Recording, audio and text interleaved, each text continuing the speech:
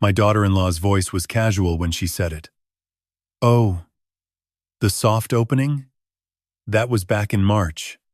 It was June. I'd invested $520,000 into my son's restaurant, 3 months of service. And nobody thought to invite the man who funded every brick, every oven, every chair. In that moment, I understood. I wasn't family. I was financing, but I didn't get angry. I got strategic. And what I uncovered next made the betrayal look like a warm-up. Thanks for joining me today. Please like, subscribe, and comment where you're from. Whether near or far, I wish you abundant health. Quick note: this story is fictional, created for reflection. Names and events are imaginary. Any resemblance to reality is coincidental. Now, let's dive into a father's $520,000 lesson about love and accountability. Did you get the invoice I sent Thursday? No greeting. No "how are you, Frank?" Just business, delivered in the clipped tone of someone checking items off a task list. I sat at my kitchen table in Mount Pleasant, South Carolina, holding a mug of coffee that had gone cold an hour ago. The afternoon light slanted through the window, catching the empty chair across from me, the one where my wife Margaret used to sit every morning with her crossword puzzle and her Earl Grey tea. That chair had been empty for 4 years now, ever since the aneurysm took her on a Tuesday afternoon. One moment she was grading patient charts at the hospital. The next, she was gone. Margaret had been an emergency room nurse for 22 years. She saved hundreds of lives, but nobody could save hers. She would have known exactly what to say to Jessica right now. She would have seen through the casual tone, the calculated delivery. Margaret always could read people the way I read contracts, with precision and without sentimentality. "I haven't checked my email," I said carefully. "What invoice?" A pause. "Not the thoughtful kind. The impatient kind. For the restaurant," Jessica said. "We have some outstanding vendor payments. Tyler thought you'd want to review them before we proceed." Tyler thought. The words landed heavy. My son hadn't called me in 9 weeks. Not for Sunday dinner. Not for my 70th birthday in April. Not even a quick text to ask how my cardiologist appointment went. And now his wife was calling about invoices. I thought back to the conversation 2 weeks ago when I'd tried calling Tyler directly. 3 rings, then voicemail. I'd left a message. Called again the next day. Voicemail again. Sent a text that said simply, "Call me when you can, son." The reply came 6 hours later. One word. Busy. 9 weeks of that. 9 weeks of silence from the boy I'd raised alone after Margaret died. 9 weeks from the man I'd handed over my entire life savings to because he'd looked me in the eye and said, "Dad, I'm going to make you proud. I'll check my email tonight," I told Jessica, setting down my mug harder than I meant to. The ceramic clinked against the table loud enough to make me wince. "And I'd like to talk to Tyler directly. Is he available?" Another pause. Longer this time. "He's been really swamped with the dinner service," she said. "Saturdays are our busiest night. I'm handling the administrative side, but I'll let him know you called. Saturdays are our busiest night." The sentence hit me like a fist to the sternum. Our busiest night implied regular service, established patterns, a restaurant that had been open long enough to know which nights were busiest. "Jessica," I said slowly, "when exactly did the restaurant open?" She hesitated just long enough for me to know I wouldn't like the answer. "The soft opening was back in March," she said. "We didn't want to make a big deal out of it." Tyler was nervous about the pressure, about meeting expectations. We thought it would be better to ease into things quietly. March. It was June. 3 months. My son had opened a restaurant I'd funded with over $500,000, and no one had told me. No invitation. No phone call. No photo of the ribbon cutting. Nothing. "I see," I said. "Though I didn't see it all. I'll resend the invoice," Jessica said brightly, as if the hard part of the conversation was over. Just let me know when you've reviewed it. Thanks, Frank. She hung up before I could respond. I sat there for a long time staring at my phone. Then at the empty chair across from me. Outside, a mourning dove called from the live oak in the backyard. The Spanish moss hung motionless in the thick June air. Somewhere down the street, a lawnmower droned. The house settled into the kind of silence that felt too big, too heavy for one person to carry. I picked up my coffee mug. The ceramic was cool against my palm, the liquid inside stone cold. I set it back down without drinking. Something wasn't right. Something about the way Jessica had rushed through that conversation. The way she'd casually mentioned a soft opening like it was an afterthought. The way Tyler hadn't called me himself in over 2 months. A feeling crept up from somewhere deep in my chest. Not quite anger. Not quite fear. Something closer to dread. The kind of unease you get when you realize you've missed something obvious, something important, and now it's too late to go back and fix it. I'd taught contract law for 38 years at the College of Charleston. I'd warned hundreds of students about the dangers of blind trust, about the importance of documentation, about the difference between a handshake and a binding agreement. And here I was, sitting in an empty kitchen, holding a cold cup of coffee, wondering why my own son had let his wife make a phone call that should have come from him. Why hadn't Tyler called me himself? Why hadn't he invited me to the opening? And what else hadn't he told me? I set the phone down on the table and stood up. My knees ached the way they always did in the humidity, but I barely noticed. I walked to the window and looked out at the backyard. Margaret's garden was still there. The roses she'd planted our first year in this house, tended now by my own clumsy hands because I couldn't bear to let them die. Margaret would have known what to do. She would have driven straight to Charleston and demanded answers. She would have seen through the excuses before they were even made. But Margaret wasn't here. And I was going to have to figure this out alone. I turned away from the window, grabbed my car keys from the hook by the door, and checked my watch. 4:15. Charleston was 40 minutes away. If I left now, I could be on King Street before the dinner rush. But then I stopped. Hand on the doorknob. Breathing. No. Not yet. Not like this. Not without thinking it through. I'd spent 38 years teaching students that emotion was the enemy of good judgment. That contracts existed because feelings lied.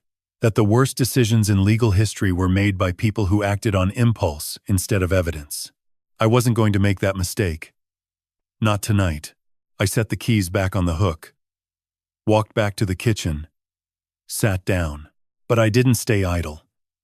I opened my laptop, pulled up my bank account, and started scrolling through 2 years of transactions related to the restaurant. Every transfer, every payment, every number my son's dream had cost me, and what I found in those numbers would keep me awake for the next 72 hours. But before I tell you what those numbers revealed, I need to take you back. Back to the beginning.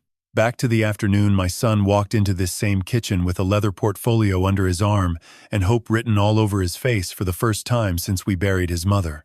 It was a Sunday in early March, 2 years before that phone call from Jessica. Tyler had just turned 29. He'd spent most of his 20s drifting. A semester of culinary school he never finished. A job managing a seafood shack on Folly Beach that lasted 8 months. A brief stint as a bar manager downtown that ended when the owner sold the building. My son was talented. I knew that. But he'd never found the thing that made him dig in and hold on. That Sunday, something was different.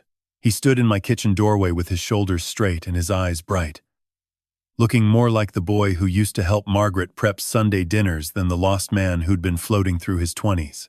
"Dad," he said. "I found it." He spread the portfolio across the kitchen table. Architectural renderings, floor plans, financial projections, photos of a building I recognized immediately. A 3-story brick structure on King Street in Charleston's historic district, built in 1892. Original hardwood floors, exposed brick walls, a courtyard out back with a wrought iron gate, and a 100-year-old magnolia tree. "It's been vacant for 6 years," Tyler said, his finger tracing the floor plan. "The previous owner tried to make it a cocktail bar, but ran out of money. The bones are incredible, Dad. 14-foot ceilings. Original fireplaces. A kitchen space that just needs modern equipment. I want to turn it into a fine dining restaurant. Southern cuisine, but elevated. Farm-to-table relationships with local growers. A wine program built around small batch producers." His voice was steady and clear. Not the scattered enthusiasm I'd heard before with other ideas. This was focused, researched. He'd spent months putting this together. I could see it in the details. The vendor contacts he'd already made. The menu concepts sketched out in his own hand. The lease terms he'd already negotiated with the building owner. The number he'd landed on was $520,000. Nearly everything I'd saved over 38 years of teaching contract law at the College of Charleston. My pension. My savings account. The money Margaret and I had set aside for a retirement we'd planned to spend traveling. Margaret never got that retirement. And the money had been sitting in accounts, gathering interest and gathering dust, while I sat in this empty house, wondering what the point of any of it was. "How much of this is realistic?" I asked, pulling the financial projections toward me. The professor in me couldn't help it. Tyler sat down across from me. "All of it. I've talked to 3 different contractors. I've gotten quotes for the kitchen equipment. I've worked out staffing costs for the first year. The lease is below market rate because the owner wants someone who'll restore the building properly. And you'd be the head chef?" "Eventually," he said. "I'd hire an executive chef for the first year or 2 while I learn the operational side. But the vision is mine. The menu concepts, the atmosphere, the guest experience. I want to build something that matters, Dad. Something with our name on it. Our name." He'd said our name. And I saw in his face the same thing I'd seen in Margaret's face 25 years earlier when she'd told me she wanted to go back to nursing school. That particular combination of terror and determination that meant someone had finally found their purpose. I should have asked for a contract. I should have drafted a simple investment agreement, a promissory note, an equity stake, with defined terms. Something. Anything. I'd spent nearly 4 decades teaching students that verbal agreements were worthless in court. That family was the most common excuse people gave for not documenting financial arrangements. That love did not constitute a legal framework. But when I looked at my son across that kitchen table, I didn't see a business partner. I saw a boy who'd lost his mother at 25. A young man who'd been drifting for 4 years because the one person who always believed in him was gone. And here he was, finally, reaching for something real. So I said yes. The first transfer went through in May. $200,000. I remember sitting at this same table with my laptop open, cursor hovering over the confirm button. My hand shook, not from doubt, but from the weight of what I was doing. This was Margaret's money too. Our life together, distilled into digits on a screen. I clicked confirm. When the transaction cleared, I called Tyler. He answered on the first ring. "Dad," he said, and his voice cracked. I could hear him trying to hold it together. "I can't believe you're doing this. I'm going to make you proud. I promise. I swear to God. I'm going to make you proud." I believed him. With every fiber of my being, I believed him. Because his voice sounded exactly like Margaret's had the day she graduated nursing school. That same catch. That same trembling gratitude. That same desperate promise to be worthy of the faith someone had placed in them. "I'm already proud of you," I told him. "Just build something beautiful." He promised he would, and for a while, he did. Those first weeks after the transfer, Tyler called me every Sunday evening at 7. We'd talk for an hour, sometimes more. He'd tell me about the contractors he'd hired, the permits he was navigating, The original architectural details they'd uncovered beneath layers of drywall and dropped ceilings. He sent me photos almost daily. Scaffolding going up, walls being stripped back to their original brick, the courtyard being cleared of 6 years of overgrowth. I loved those calls. They reminded me of when Tyler was 12, showing me his science project at the kitchen table, explaining volcanoes and tectonic plates with breathless enthusiasm. For the first time since Margaret's death, the silence in my house felt temporary rather than permanent. My son had given me something to look forward to. I just handed my son $200,000 on nothing but trust and a handshake. And I felt good about it. Margaret's voice whispered from somewhere deep in my memory. "Frank, you wrote the textbook on contract law. Don't skip the chapter on family." I told that voice to be quiet. This was different. This was my son. This was love. Maybe that was my first mistake. The second transfer went through in August. Another $200,000. By then, Tyler had a general contractor on site full-time and a small crew working 6 days a week. The photos he sent showed real progress. The original hardwood floors had been sanded and refinished to a warm honey color. The brick walls were exposed and sealed. The kitchen was gutted and ready for commercial equipment. He'd video call me on Sunday evenings, walking me through the space room by room, pointing his phone at crown molding and original window frames like he'd discovered buried treasure. "Dad, look at this," he said one night, crouching down near the courtyard wall. They found the original cobblestones under 3 inches of concrete. 1892 cobblestones. Can you imagine the people who walked on these? I loved hearing that excitement in his voice. It reminded me that my money wasn't just sitting in some account anymore. It was becoming something real, something with history and beauty and purpose. The final transfer, $120,000, went through in November. By then, the kitchen equipment was being installed. A custom wood-fired oven from a craftsman in Asheville, a 12-burner range, walk-in coolers. Tyler had hired a consultant to design the wine cellar in the basement, using the building's original stone walls as a natural temperature regulator. "It's going to be perfect, Dad," he told me that November. "Exactly what Charleston needs. Something that honors where we come from while pushing forward." I believed him. Total investment, $520,000, across 3 transfers in 6 months. My entire life savings, poured into a dream on King Street. For those first several months, the Sunday calls continued like clockwork. 7 in the evening, right after I'd finished dinner, Tyler would talk about permit delays and health inspections, about paint colors and table layouts, about menu testing with friends. I'd listen, ask questions, offer thoughts when he wanted them. Those conversations became the anchor of my week. But then Jessica got more involved. It started about 14 months ago. Tyler mentioned one Sunday, casually, almost as an aside, that Jessica had offered to take over the financial management. She'd worked as a senior accountant at a healthcare company for 6 years before they married. She was good with numbers, he said. Good with vendors and invoices, and the 1,000 small transactions that kept a restaurant running before it even served its first plate. "It makes sense, Dad," he'd said. "Jess is really good at this stuff.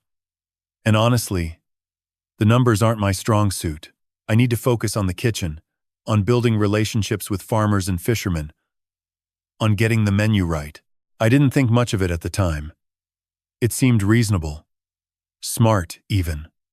A husband and wife team dividing responsibilities based on their strengths. I'd seen it work dozens of times in the case studies I taught. Division of labor was sound business practice. But the calls started changing after that. Tyler's Sunday updates became shorter, surface level. Instead of walking me through every decision, he'd give me quick summaries. "Things are moving along. Jessica's handling the vendor payments. We're on track for a spring opening." When I'd ask follow-up questions, specific questions about budget versus actuals or vendor contracts or insurance coverage, he'd promise to get back to me with details. Those details rarely came. The Sunday calls stretched from every week to every other week. Then, once a month. Then, not at all. I told myself it was normal. The man was building a restaurant from the ground up. He was working 12-hour days. Of course, he didn't have time to call his father every Sunday. But a small voice in the back of my mind, a voice that sounded a lot like Margaret's, kept whispering that something was off. Around that same time, my older son Nathan started asking questions. Nathan is 9 years older than Tyler. My son. From my first marriage to Sarah Kinney. We divorced when Nathan was 7. And though I'd fought for joint custody, the distance between Mount Pleasant and Raleigh made it harder than I wanted to admit. Nathan had grown up splitting his time between 2 homes, 2 lives, always feeling like a visitor in both. But Nathan had turned that instability into drive. By 30, he'd founded a software company. By 35, he'd sold it for 7 figures and started another. He lived in Raleigh with his wife and 2 daughters, and he called me more regularly than Tyler ever had. Twice a week. Minimum. Sometimes, just to check in. Sometimes to talk about the Panthers game or ask how my garden was doing. Dad, have you drawn up any formal agreements with Tyler? Nathan asked me one Saturday afternoon. He'd driven down from Raleigh for the weekend, and we were sitting on my back porch drinking sweet tea while the cicadas screamed in the live oaks. It's family, Nathan, I said. We don't need contracts. Nathan set his glass down on the arm of his chair. Carefully. The way he did when he was choosing his words with precision. Family is exactly why you need a contract, he said. It protects everyone. You taught contract law for 38 years. You literally wrote the textbook. How are you not applying your own principles here? Tyler is not you, I said, more defensively than I intended. He's not running a tech company. He's trying to build something tangible, something he can be proud of. He needs support, not scrutiny. Nathan looked at me for a long moment. Then he nodded slowly. All right, Dad. Just keep your eyes open. Please. I should have listened to him, because over the 9 weeks that followed, the silence from Tyler became absolute. No Sunday calls, no text messages, no photos of final construction progress. When I tried calling, voicemail. When I texted, one-word replies hours later. Busy. Sorry. Later, I made excuses for him. I told myself he was in the final push before opening, that he was overwhelmed with inspections and staffing and menu finalization, that he'd reach out once things settled down. But now I knew the truth. The restaurant hadn't been in its final push. It had been open for 3 months, 3 months of dinner service, 3 months of revenue, 3 months of guests walking through doors my money had built, and my son hadn't invited me, hadn't even told me. I closed my laptop that Saturday night with the bank statement still glowing on the screen. But it wasn't the transfers I'd already known about that had kept me scrolling. It was something else. A line item I'd never seen before. A recurring monthly payment of $2,800 to a company called Low Country Consulting Group. 14 months of payments. $39,200 to a company I'd never heard of for services no one had ever mentioned. And that was just the beginning. I didn't sleep that night. The number kept circling in my head like a vulture. $39,200. 14 payments. $2,800 each month to a company I'd never authorized, never discussed, never even heard of until I scrolled past it in my own bank records. By Sunday morning, I'd made a decision. I wasn't going to call Tyler. I wasn't going to confront Jessica. Not yet. First, I needed to see the restaurant with my own eyes. I needed to understand what 3 months of operation looked like from the outside before I started tearing apart what was happening on the inside. I waited until evening, 6:30 on a Sunday in June. Prime dinner hour. If the restaurant was truly running, it would be full. The drive from Mount Pleasant to Charleston took 40 minutes. I crossed the Ravenel Bridge with the Cooper River shimmering beneath me in the fading light. The city skyline ahead, framed by a sky turning pink and gold. Under any other circumstances, it would have been beautiful. Tonight, it just felt like driving towards something I didn't want to find. I took the exit onto Meeting Street and wound my way through the historic district. Past Rainbow Row with its pastel facades. Past the old market where sweetgrass basket weavers sat under gas lanterns. The air was thick with humidity and the mingled scents of jasmine and pluff mud from the harbor. Tourists wandered the sidewalks in linen shirts and sundresses, drinks in hand, laughter floating through open windows. King Street was alive. Restaurants spilled light onto the sidewalks. Couples waited on benches for tables. The faint sound of jazz drifted from somewhere I couldn't see, and then there it was. Morrison and King. I pulled into a parking spot across the street and cut the engine. For a long moment, I just sat there, hands still on the wheel, staring at the building my money had built. It was stunning. 3 stories of restored brick, tall windows glowing warm from inside, a hand-painted sign above the entrance in elegant gold script. The wrought iron courtyard gate was open, and I could see string lights threaded through the magnolia branches, tables set with white linen, candles flickering, every seat occupied. But I wasn't here to admire. I was here to analyze. And 38 years of teaching contract law had trained me to read what others overlooked, to find the story that lived beneath the surface. I got out of the car and crossed the street. Slowly, my eyes already cataloging. The sign first. Hand-painted. Gold leaf on black iron. Beautiful work. But the gold had started to oxidize at the edges, that slight darkening that only comes with months of salt air and Carolina humidity. A sign installed in March would show exactly this level of weathering by June. A sign installed last week would still be bright. The entrance next. The wooden door had been refinished, stained a deep walnut, but the brass handle showed wear, not damage. Use. Thousands of hands turning it, pulling it, pushing through.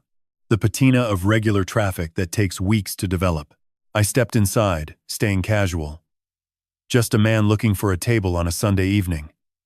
The hostess was young, mid-20s, professional smile. "Good evening, sir. Do you have a reservation?" "I'm afraid not," I said. "Any chance of a table for one?" She checked her screen. "We're fully booked tonight, but I can put you on the wait list." "About 45 minutes?" "I'll wait at the bar," I said. She didn't recognize me. My son had never introduced his father to his staff. I was invisible here. A stranger, in a building I'd paid for. I sat at the bar and ordered a glass of bourbon. From my stool, I could see nearly the entire dining room. 32 tables, all full. Staff moving with the choreographed precision that only comes from weeks of muscle memory. A server pivoting around a busser without looking. A food runner knowing exactly which table was 14 without checking the number. These weren't people figuring out a new restaurant. These were people deep in their rhythm. The menu sat in front of me. Leather-bound. Elegant. But the corners were softened from handling. Pages slightly warped from humidity. A new menu would be crisp. Stiff. This one had been opened and closed hundreds of times. I checked Yelp on my phone. Morrison and King. 4.6 stars. 87 reviews. The earliest dated March 15th. 3 months of reviews. 3 months of guests. 3 months of revenue flowing into accounts I apparently had no visibility into. Then I saw the wall. Behind the bar, a gallery of framed photographs. The restaurant in various stages. A before and after of the courtyard. A shot of the kitchen team on what appeared to be opening night. Everyone in crisp white jackets, arms around each other. And there, centered in the display, the largest frame. Tyler and Jessica standing in front of the entrance. Ribbon in hand. Scissors raised. Champagne glasses on a table beside them. A crowd of 30 or 40 people gathered behind them, cheering. Grand opening. March 15th. I studied every face in that photograph. Friends I didn't recognize. Staff members. A woman who might have been Jessica's mother. A man who could have been her brother. My face was not there. My name was nowhere. Not on the wall, not in the photo, not in the restaurant story. $520,000. And I'd been erased. I finished my bourbon. Paid cash. Left no name. Walked out into the warm Charleston night. Back in my car, I pulled out my phone and searched one more thing. South Carolina, Secretary of State. Business entity search. Morrison and King, LLC. The registration loaded. Filed January 14th. 2 members listed. Tyler James Morrison. Jessica Leigh Morrison. That was it. 2 names. Not 3. My $520,000 had bought me exactly nothing. No ownership stake. No membership interest. Not even a footnote in the filings. I stared at the screen until the letters blurred. Then I started the engine and pulled out onto King Street. The restaurant glowed behind me in the rearview mirror. Beautiful and full and thriving and completely, absolutely not mine. My money built those walls. My name was nowhere on them. I needed a lawyer. I needed an accountant. And I needed answers that my son clearly had no intention of giving me. I got home a little after 9. The house was dark, except for the porch light, its yellow glow attracting moths that beat themselves against the glass in soft, desperate thuds. I let myself in, locked the door, and went straight to my study. I didn't turn on the overhead light, just the desk lamp. Its narrow beam carved a circle of warmth onto the mahogany surface, where Margaret and I used to grade papers together. Her with patient charts, me with case law, 2 people in companionable silence, doing work that mattered. Now it was just me. And the work that mattered tonight was going to hurt. I opened my laptop and pulled up every financial record related to the restaurant. Bank statements, email threads, budget estimates, receipts. I started with the Low Country Consulting Group payments, $2,800 a month from the joint operating account Tyler had set up for restaurant expenses. The account I'd funded. 14 months of payments, starting the exact month Jessica took over financial management. I searched my emails for any mention of the company. Nothing. No scope of work. No contract. No explanation of services rendered. I searched the South Carolina Business Registry. Low Country Consulting Group, LLC. Filed 18 months ago. Single member listed. Derek A. Walsh. The name meant nothing to me. I'd never heard Tyler or Jessica mention a Derek Walsh. I wrote it on a legal pad and kept going. By midnight, I'd found more irregularities. A linen service charging nearly double market rate. A produce supplier whose invoices had jumped 40% in 6 months. Patterns I could spot, but proving fraud required expertise I didn't have. I picked up my phone. 12:45 in the morning. I pressed Nathan's number. He answered on the second ring. No trace of sleep. Dad, what's wrong? That simple question nearly broke me. My older son, 400 miles away, answering without hesitation. No screening. No one-word reply hours later. Just immediate presence. I need your help, I said. And I told him everything. Nathan was quiet when I finished. Then he said exactly what I needed to hear. You need a forensic accountant. Don't try to figure this out yourself. You're too close to it. Do you know anyone? Raymond Park. Retired from Deloitte. Lives in Somerville. Does private forensic work. Best I've ever seen. I also need a lawyer, I said. Victor Huang. Corporate litigation. Charleston. White-collar cases. Sharp. As they come.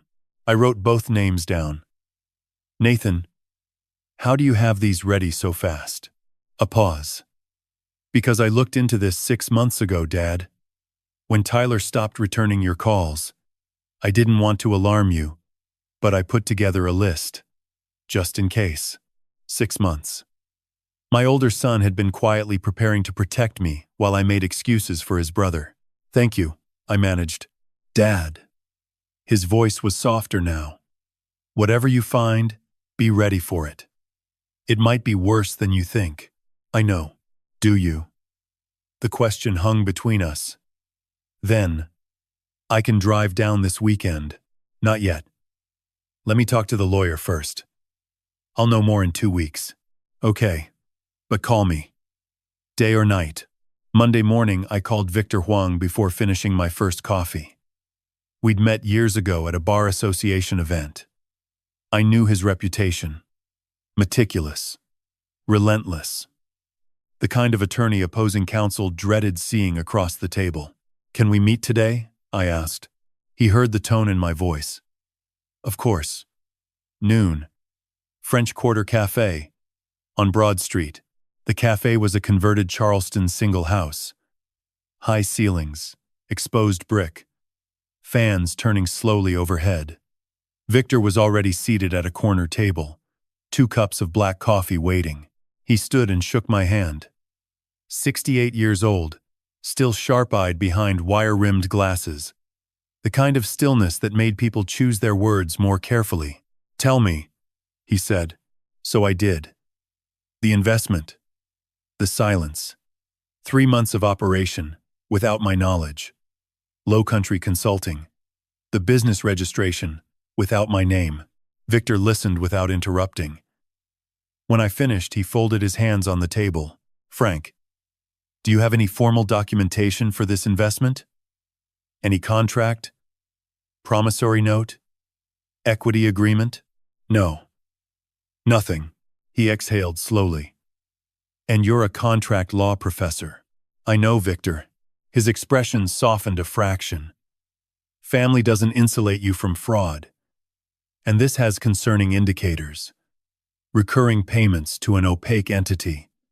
No documentation of services.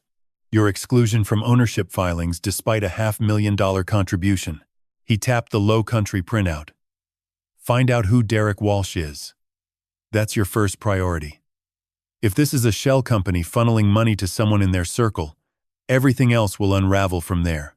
Get Raymond Park started immediately, he continued. Give him full access. Every statement, every invoice. And Frank, he looked at me over his glasses. Do not tell Tyler or Jessica. Not until you have the complete picture. Don't confront. Don't threaten. Don't tip your hand. I nodded. Whatever Park finds, bring it to me before you act. You may have legal options, but only if we're strategic. I thanked him and drove home. By Wednesday, I sat across from Raymond Park at a coffee shop in Somerville. 55. Wire-rimmed glasses. Quiet intensity. The kind of man who spent decades finding what others tried to hide. 2 weeks, he said. Maybe less. 4,000 flat. I wrote the check without hesitating. Those were the longest 14 days of my life. Every morning I checked my email before coffee.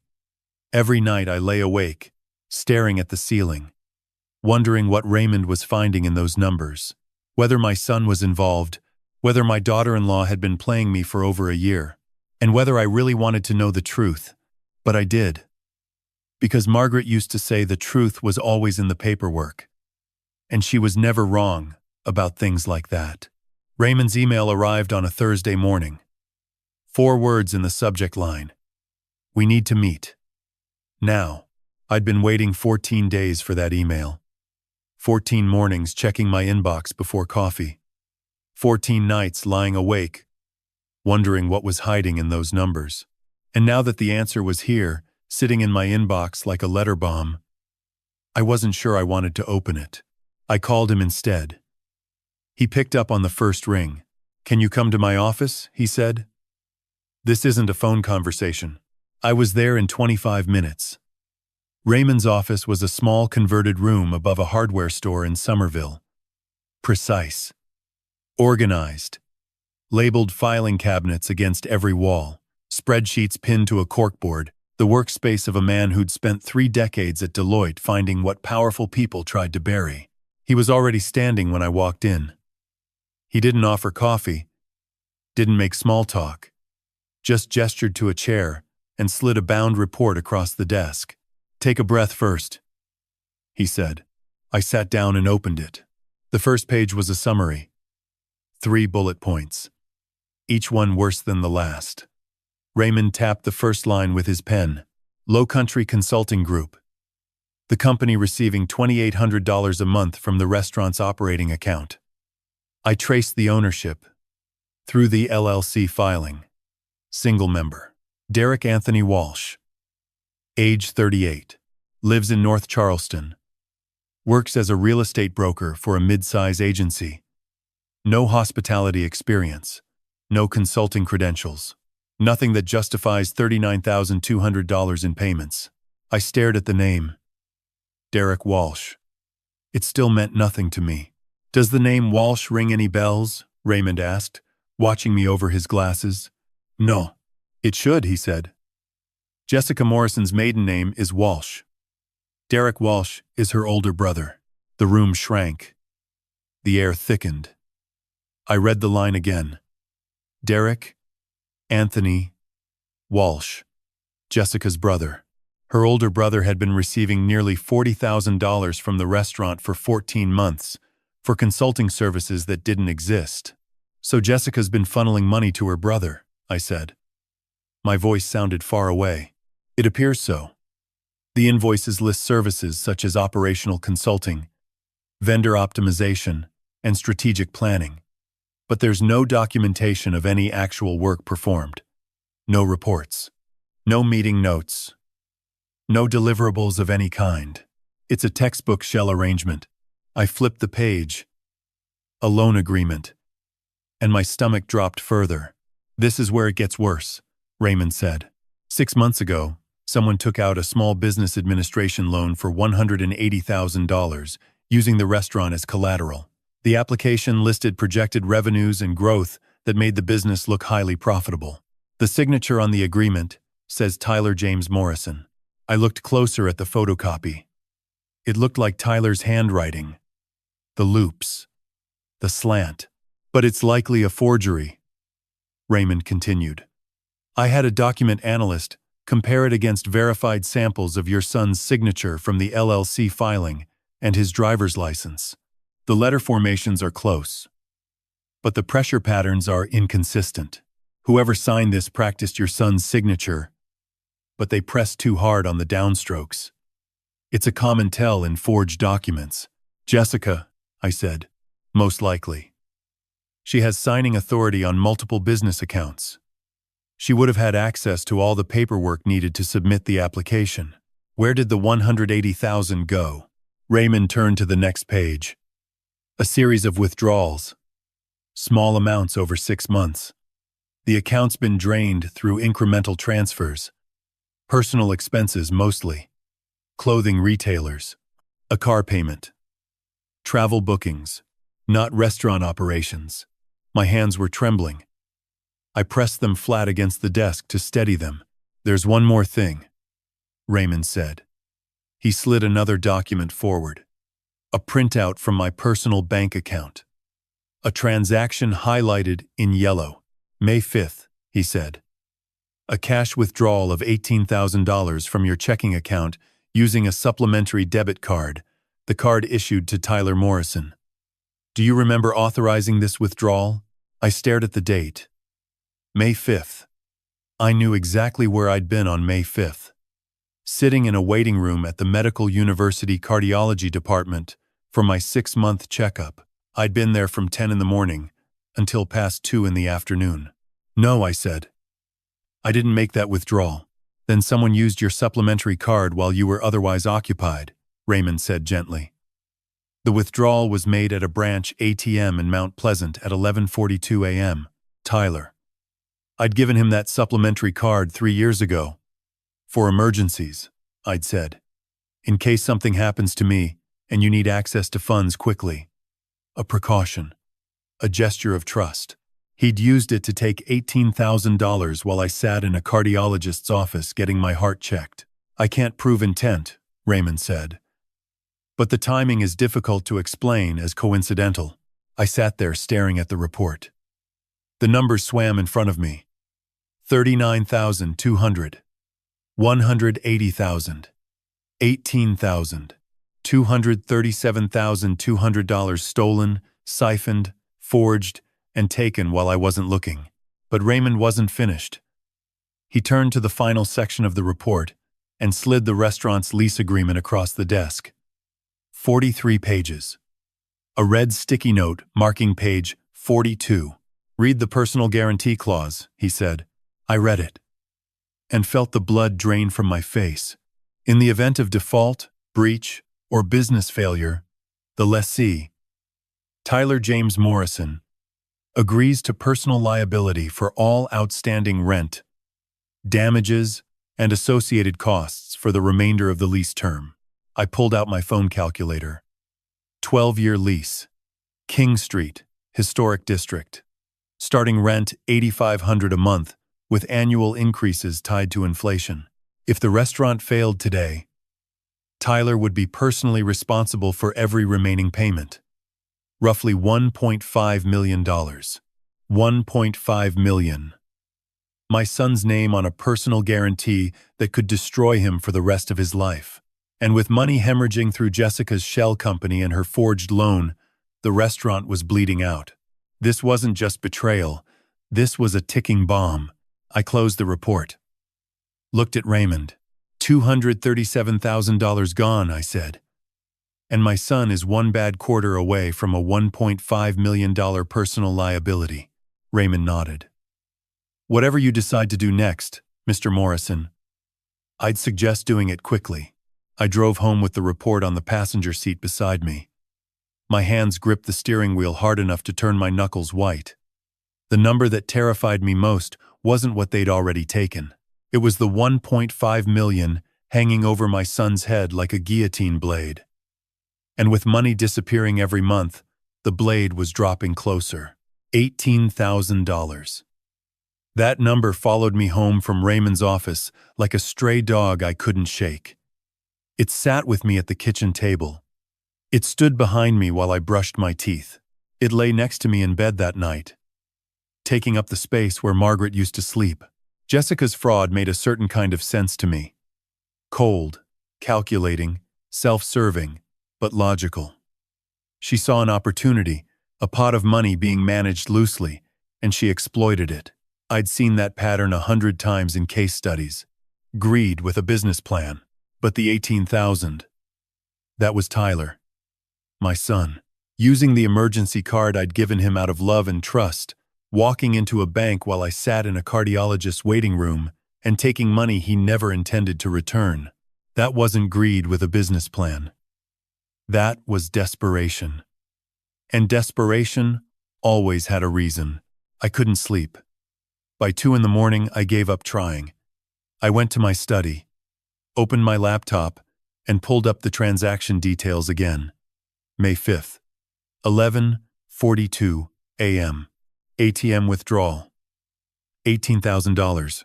The maximum allowed without triggering additional bank verification. May 5th. I stared at the date, trying to remember what was happening in Tyler's world that week. Then it hit me. May 5th was a Thursday. The first Thursday of May. NFL draft weekend had been the week before. I remembered because Nathan had called to talk about it. A cold suspicion crept into my chest. I opened a browser and searched Tyler's email address. Not his current one, the old Gmail account he'd used in college. The one still logged into the laptop he'd left in my guest room 2 years ago when he moved in with Jessica. He'd asked me to hold on to it. Said he'd pick it up eventually. Never did. I went to the guest room. The laptop was in the closet, under a stack of old textbooks. I plugged it in, waited for it to boot, and opened the browser. His Gmail was still signed in. I felt sick doing this, searching through my son's private accounts like a detective. But I was past the point of respecting boundaries that Tyler himself had demolished. I typed DraftKings into the search bar. The results loaded. Dozens of emails, account notifications, deposit confirmations, withdrawal failures. Going back 20 months. I opened the account summary. My vision blurred, then focused. Total deposits over 20 months. $84,000. Total withdrawals. $22,000. Net loss. $62,000. $62,000 lost on sports betting. Football mostly. NFL. College games on Saturdays. Some NBA. Some baseball. But primarily football. The deposits spiked every September when the season started and peaked in January during playoffs. I scrolled further. Found a FanDuel account. Another $9,000 lost there. Then a third platform I didn't recognize. $4,000 more. I sat back in the chair. The guest room was dark, except for the laptop's pale glow. The numbers stared back at me. $60,000, maybe more. Lost to gambling over less than 2 years. And suddenly the $18,000 made terrible sense. Tyler hadn't stolen from me to fund a lifestyle. He'd stolen from me because he owed money to people who didn't send polite emails when you couldn't pay. The kind of people who knew where you worked and where you lived. I closed the laptop. My hands were shaking. Not with anger. With grief. My son had a gambling addiction. And instead of telling me, instead of asking for help, he'd stolen from me while I was getting my heart checked. Friday evening, Nathan's car pulled into my driveway. He'd driven 4 hours from Raleigh without being asked. He just showed up. The way he always did when things were falling apart. We sat on the back porch. Sweet tea. Ceiling fan turning slow overhead. Fireflies blinking in Margaret's garden. The June air thick and warm, and smelling of honeysuckle. I told him about the gambling. Showed him the numbers. He listened with his elbows on his knees. Hands clasped. Nodding slowly. How much total? He asked. 60,000. At least. Maybe more on platforms I haven't found. Nathan exhaled. And the 18,000 from your account? Probably to pay off a debt he couldn't cover, I said. The kind of debt that comes with threats. Nathan was quiet for a long moment. The fireflies kept blinking. The fan kept turning. Dad, he said finally, this is bigger than money. He has an addiction. A real one. But that doesn't excuse the theft. And it doesn't excuse Jessica's fraud. You need to separate the two when you confront him. I know. You can't save him by being gentle. And you can't punish him by being cruel. You have to be something harder than both. What's that? Honest, Nathan said. Completely, painfully honest. Show him everything. The fraud, the gambling, the theft, the personal guarantee. Let him see the full picture of what his life looks like right now. And then give him a choice. I stared at the fireflies. Tiny lights appearing and disappearing in the darkness. There, one moment.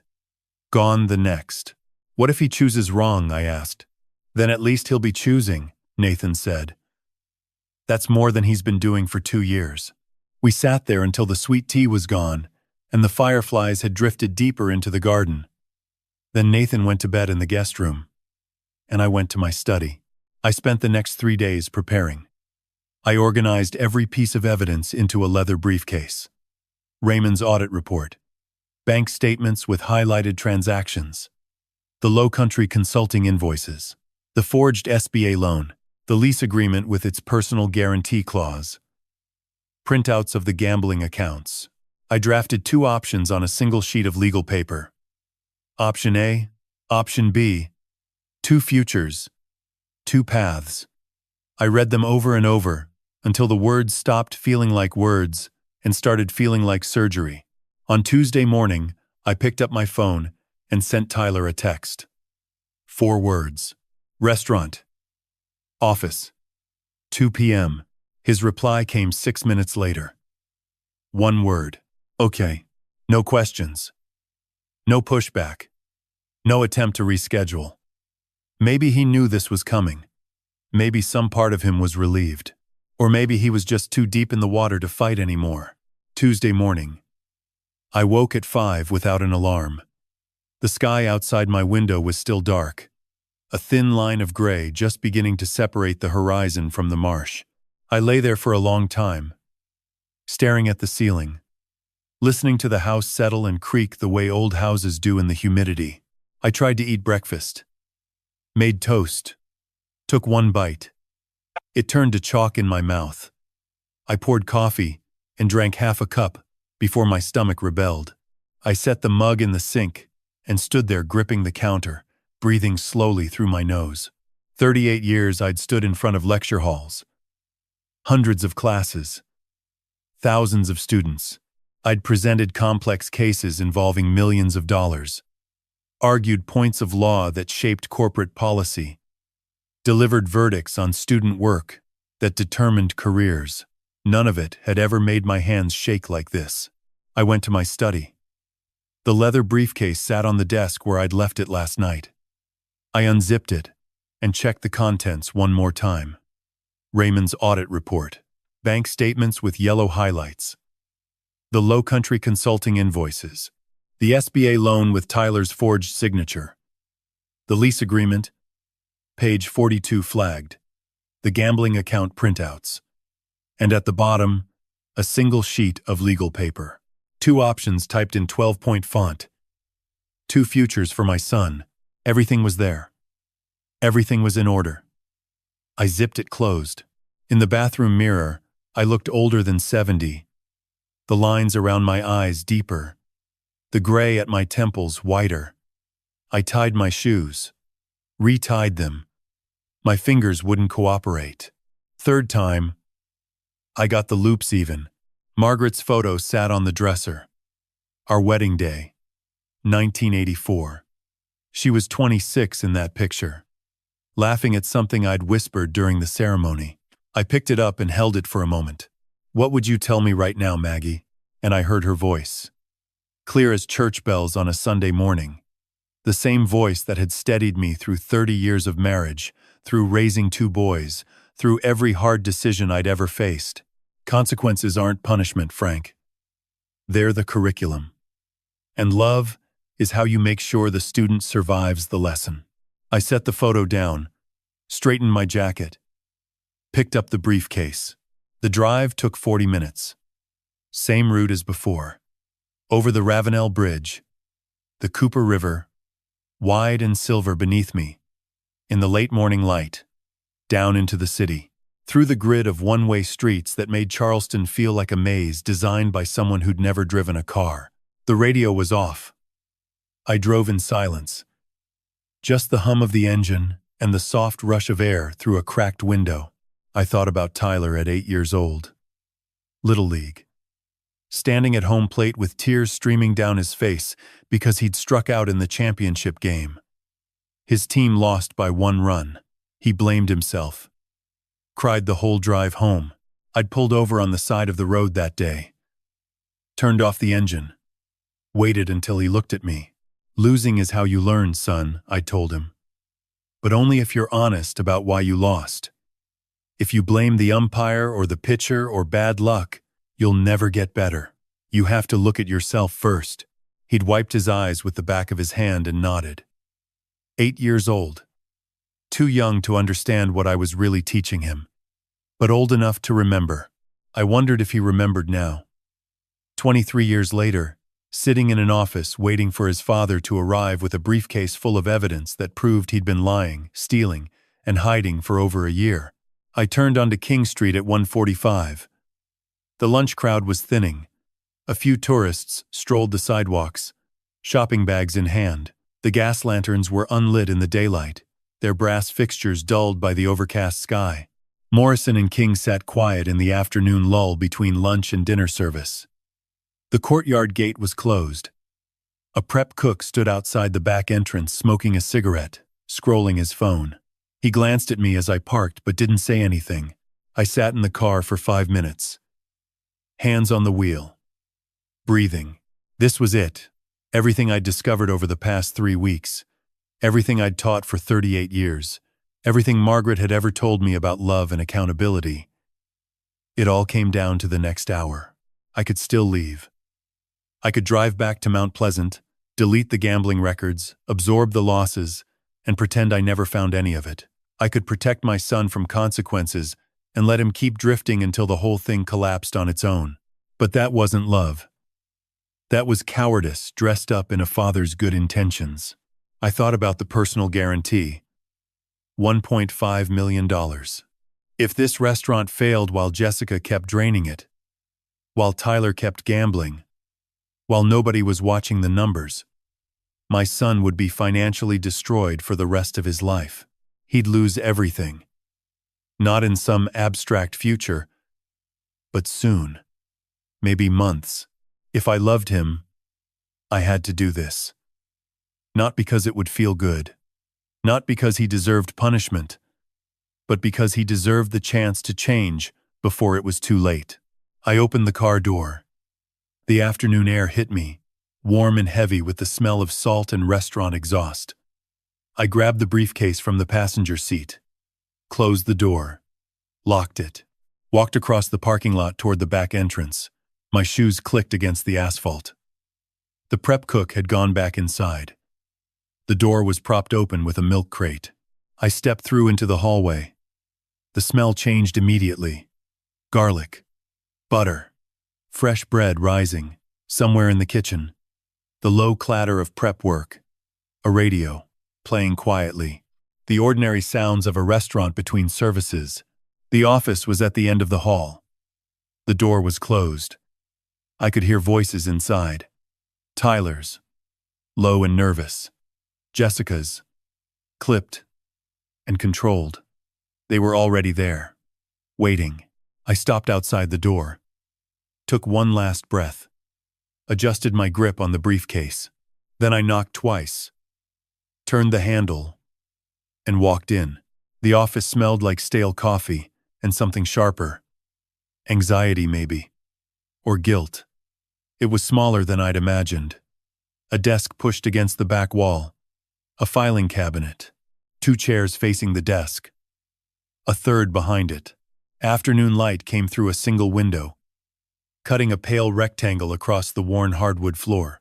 Tyler sat in one of the chairs facing the desk.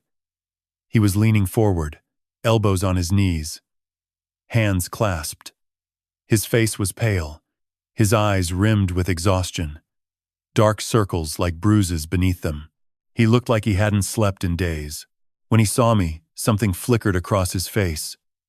Fear, shame, relief. All three tangled together. Jessica sat beside him, rigid, arms crossed, jaw set.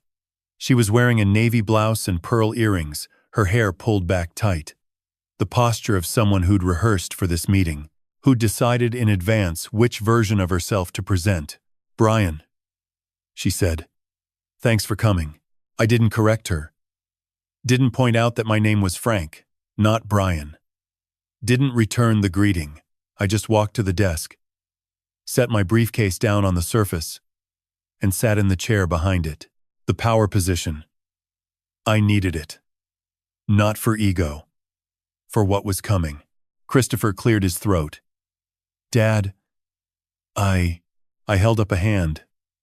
"Let me go first." He closed his mouth, looked down at his hands. The room went silent except for the muffled sounds of kitchen prep coming through the wall.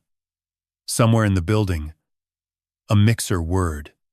A knife hit a cutting board in a steady rhythm. The ordinary machinery of a restaurant that didn't know its world was about to change. I opened the briefcase slowly. Let the sound of the latches fill the silence. Then, I pulled out the first document. A stack of invoices, paper clipped together. 14 of them. Each one identical in format. Each one stamped paid.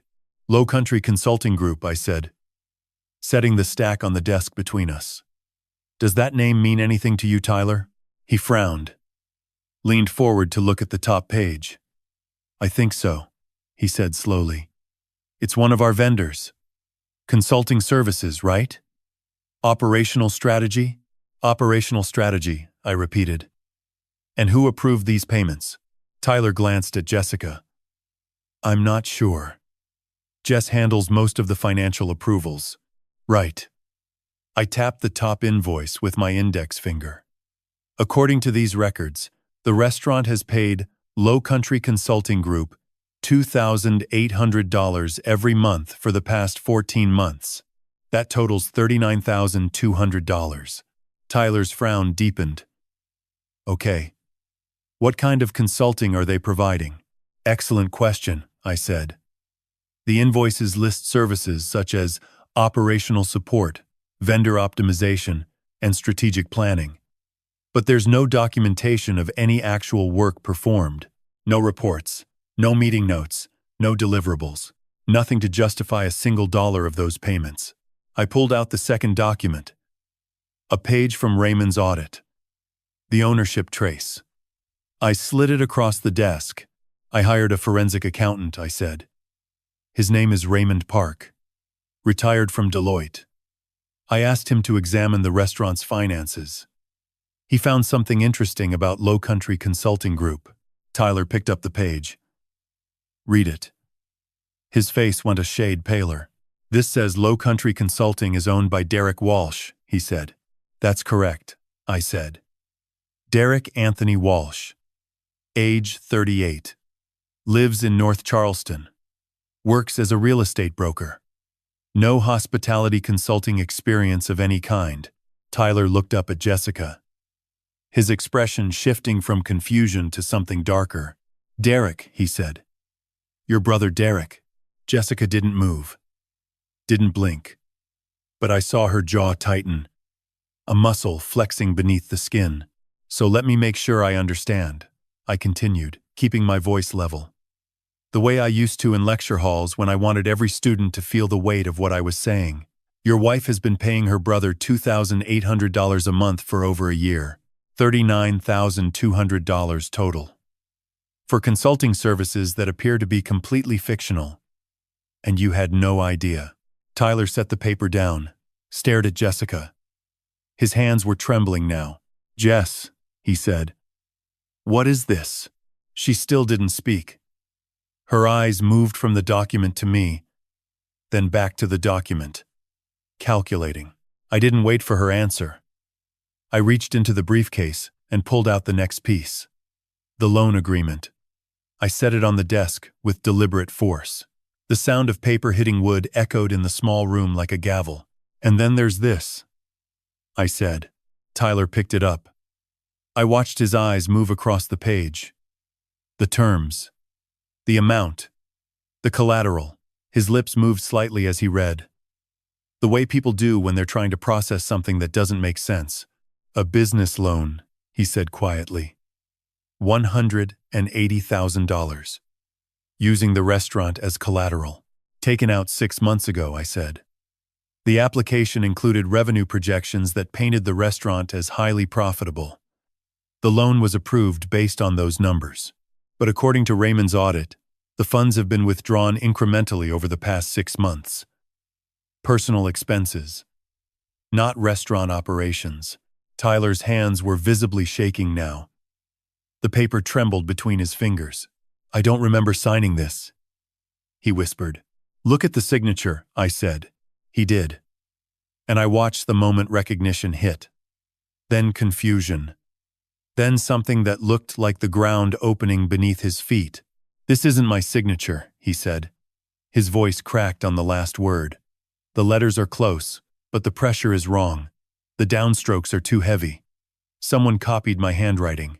The room went very quiet. Jessica, Tyler said. He turned to face her fully. Did you sign this? She opened her mouth. Closed it. Opened it again. Her carefully constructed composure was cracking now. Fracture lines running through the mask she'd built.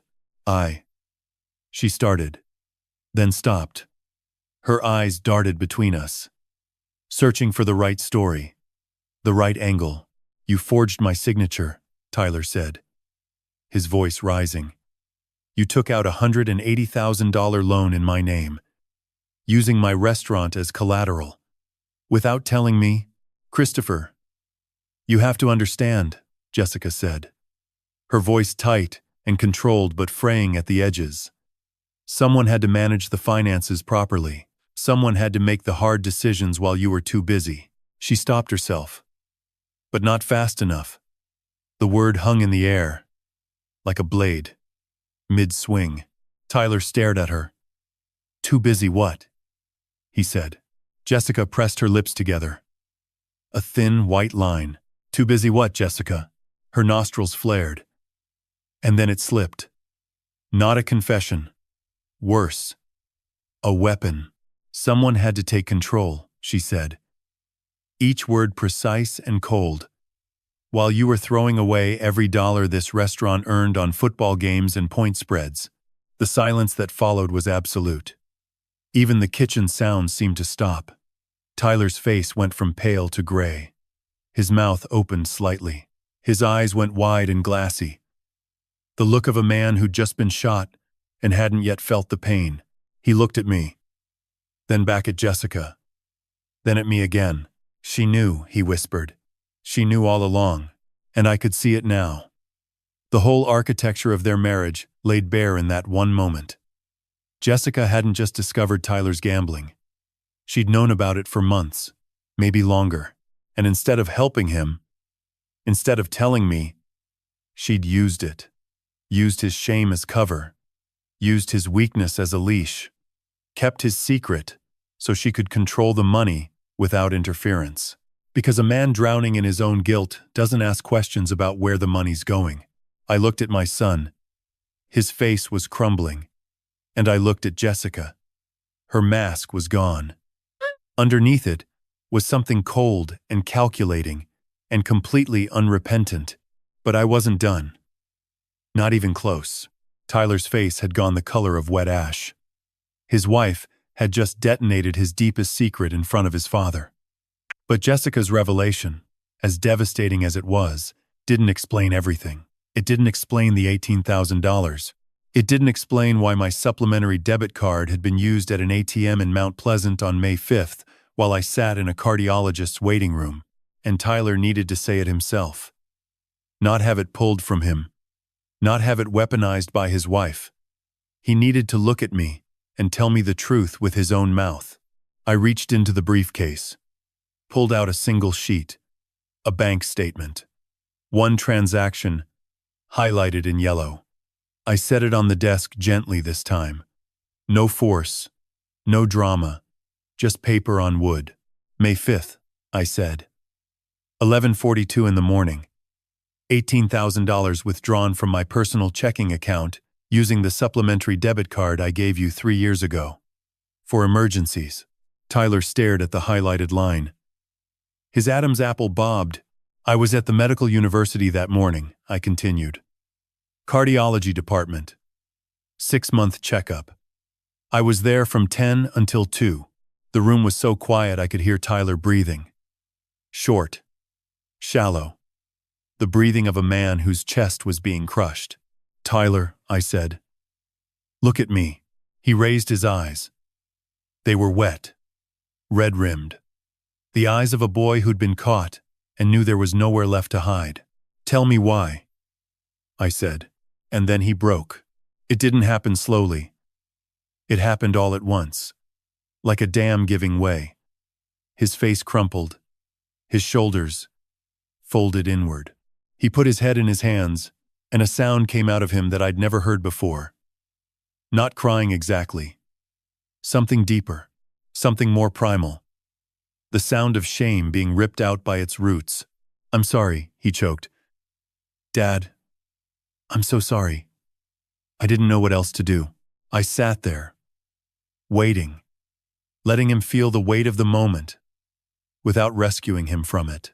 It started 2 years ago, he said between ragged breaths, his words coming in pieces. Sports betting, online, just small stuff at first. $50 on a game, 100. I thought I was good at it. I thought I could read the matchups. He wiped his face with both hands. But I wasn't good at it. I kept losing.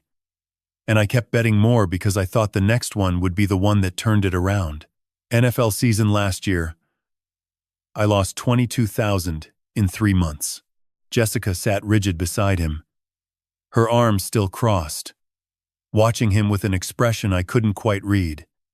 Disgust, maybe, or contempt, or the cold satisfaction of someone watching a man confirm every weakness she'd already cataloged. Tyler continued, his voice raw. When the restaurant opened in March, I thought I could stop. I told myself it was over. But there were debts. People I'd borrowed from. Not banks. Not credit cards. He looked up at me. His face streaked and blotchy. Loan sharks, I said. He nodded.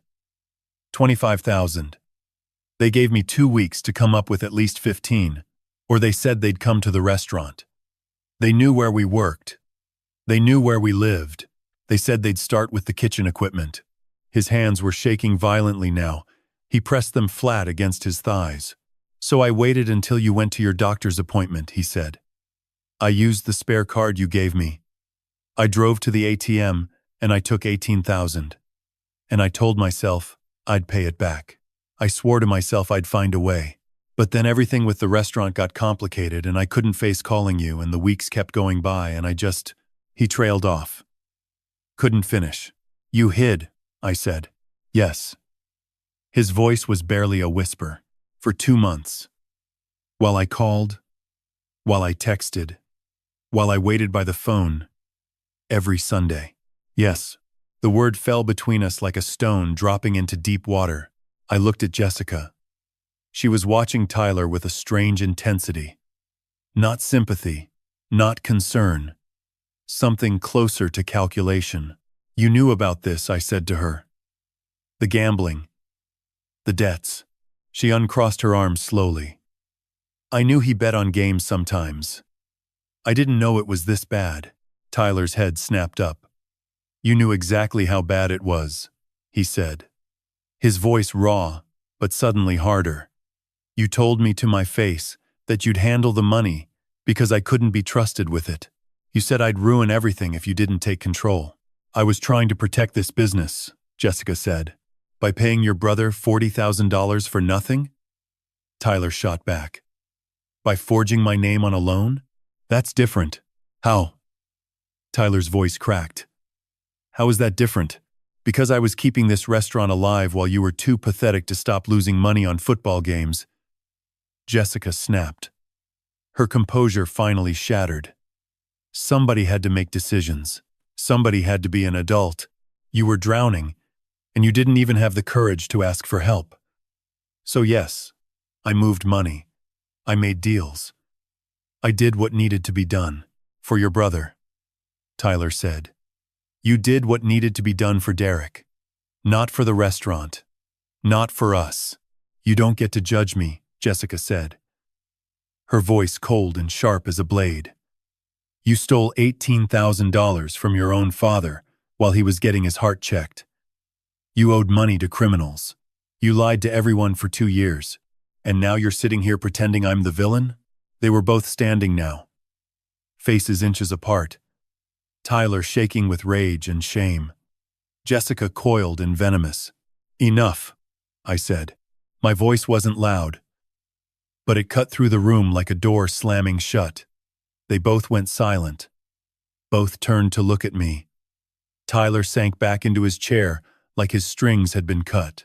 Jessica remained standing for a moment, then sat. Slowly, her jaw still tight. I stood up. My knees ached, but I didn't let it show. I needed the height, the authority, the finality. You've both betrayed me, I said. My voice steady and cold and clear. Jessica, you committed fraud. You funneled money to your family. You forged signatures. You manipulated financial records for over a year. I turned to Tyler. And you, I said. You stole $18,000 from your own father. You developed a gambling addiction and hid it from everyone. You avoided my calls for 2 months because you were too ashamed to face what you'd done. And between the two of you, you've put this restaurant and your entire financial future in jeopardy. Neither of them spoke. Do you know what happens if this restaurant fails? I asked Tyler. The personal guarantee on your lease makes you liable for $1.5 million. Between Jessica's fraud and your debts, you're already hemorrhaging. This business is months away from collapse. And when it collapses, it doesn't just take the restaurant. It takes you. Everything. For decades, Tyler's hands were trembling in his lap. His face was gray. I reached into the briefcase one final time. Not for evidence. For a single sheet of legal paper I'd typed 3 days ago. 2 options. 2 futures. I set it on the desk. Now here's what happens next. I said. I laid the paper on the desk between them. 2 paragraphs. 2 paths. The rest of my son's life, distilled into black ink on white. Effective immediately, I said. The ownership structure of this restaurant is changing. I'm taking an 80% stake. That reflects my original investment of $520,000, plus the losses I've absorbed, the fraudulent payments to your brother, the forged loan, the money stolen from my personal account. All of it. Jessica opened her mouth. I'm not finished, I said. She closed it. Her eyes burned, but she stayed silent. Tyler, I continued, you'll retain a 20% stake. No voting rights, no management authority. You are a minority shareholder with no operational control. Do you understand what that means? He nodded. A small, broken movement, which brings me to your options. I pointed at the paper. You have 2 choices, and you're making one right now. Today. In this room. I walked around the desk and stood directly in front of him. Close enough that he had to look up at me. Option A. You sell me your 20% for $40,000. You walk away. From this restaurant. From Charleston. From me. You take the money and start over somewhere else. No debt hanging over your head. But no safety net either. You'd be completely on your own. Tyler's throat worked. His hands were clenched white in his lap. Option B, I said. You stay, but not as the owner, not as the manager, not as anyone with authority over anything. You stay as a dishwasher. The night shift. 10 p.m. to 6 a.m. $14 an hour. You wash plates and scrub pots and mop floors. And you do it until I decide you've earned the right to move up. I let the silence hold for a moment. If you stay, I continued, it won't be easy. I'm hiring a new executive chef to run this kitchen. A professional. Someone with standards. You'll answer to them. You'll follow their orders. You'll work harder than you've ever worked in your life, for less money than you've ever made. And the staff will know. They'll know who you are, and they'll know what happened. Some will respect it. Most won't. Not at first. Tyler's eyes were locked on mine. Wet. Terrified. But not looking away. How long? He asked. His voice barely above a whisper. As long as it takes. Could be a year. Could be 3. That depends entirely on you. And whether you prove you can be trusted with responsibility again. And after, if you've earned it, we'll talk about real responsibility. A path back to something meaningful. But only if you earn it. Every single day. Jessica stood up abruptly. Her chair scraped against the hardwood. This is insane, she said.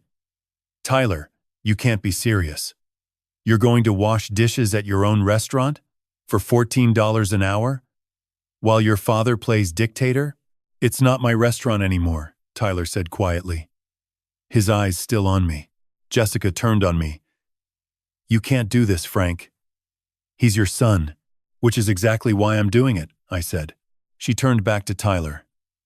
If you agree to this, you're throwing away everything we built together. We didn't build anything, Tyler said. His voice was harder now. Steadier than it had been all afternoon. You stole from my father. You forged my name. You paid your brother $40,000 for nothing, and I stole money and gambled it away and lied about it for 2 years. We didn't build this restaurant, Jessica. We almost destroyed it. So that's it, Jessica said. You're just going to let him humiliate you. Let him reduce you to a dishwasher in a place that has your name on the sign. He's not humiliating me, Tyler said. He looked at me. He's giving me a chance I don't deserve. A voice came from the doorway. That's right. He is. We all turned. Nathan stood in the hall, leaning against the doorframe. Arms crossed. He was wearing jeans and a blue button-down, calm and steady, in a way that made the chaos in the room feel sharper by contrast. Nathan, I said. How long have you been here? Since this morning. He stepped inside. Drove down early. Figured you might need someone in your corner. He looked at Jessica. His expression was even. Unreadable.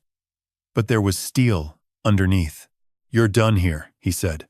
Excuse me? Jessica's voice went sharp. You heard me, Nathan said. You manipulated my brother. You defrauded my father.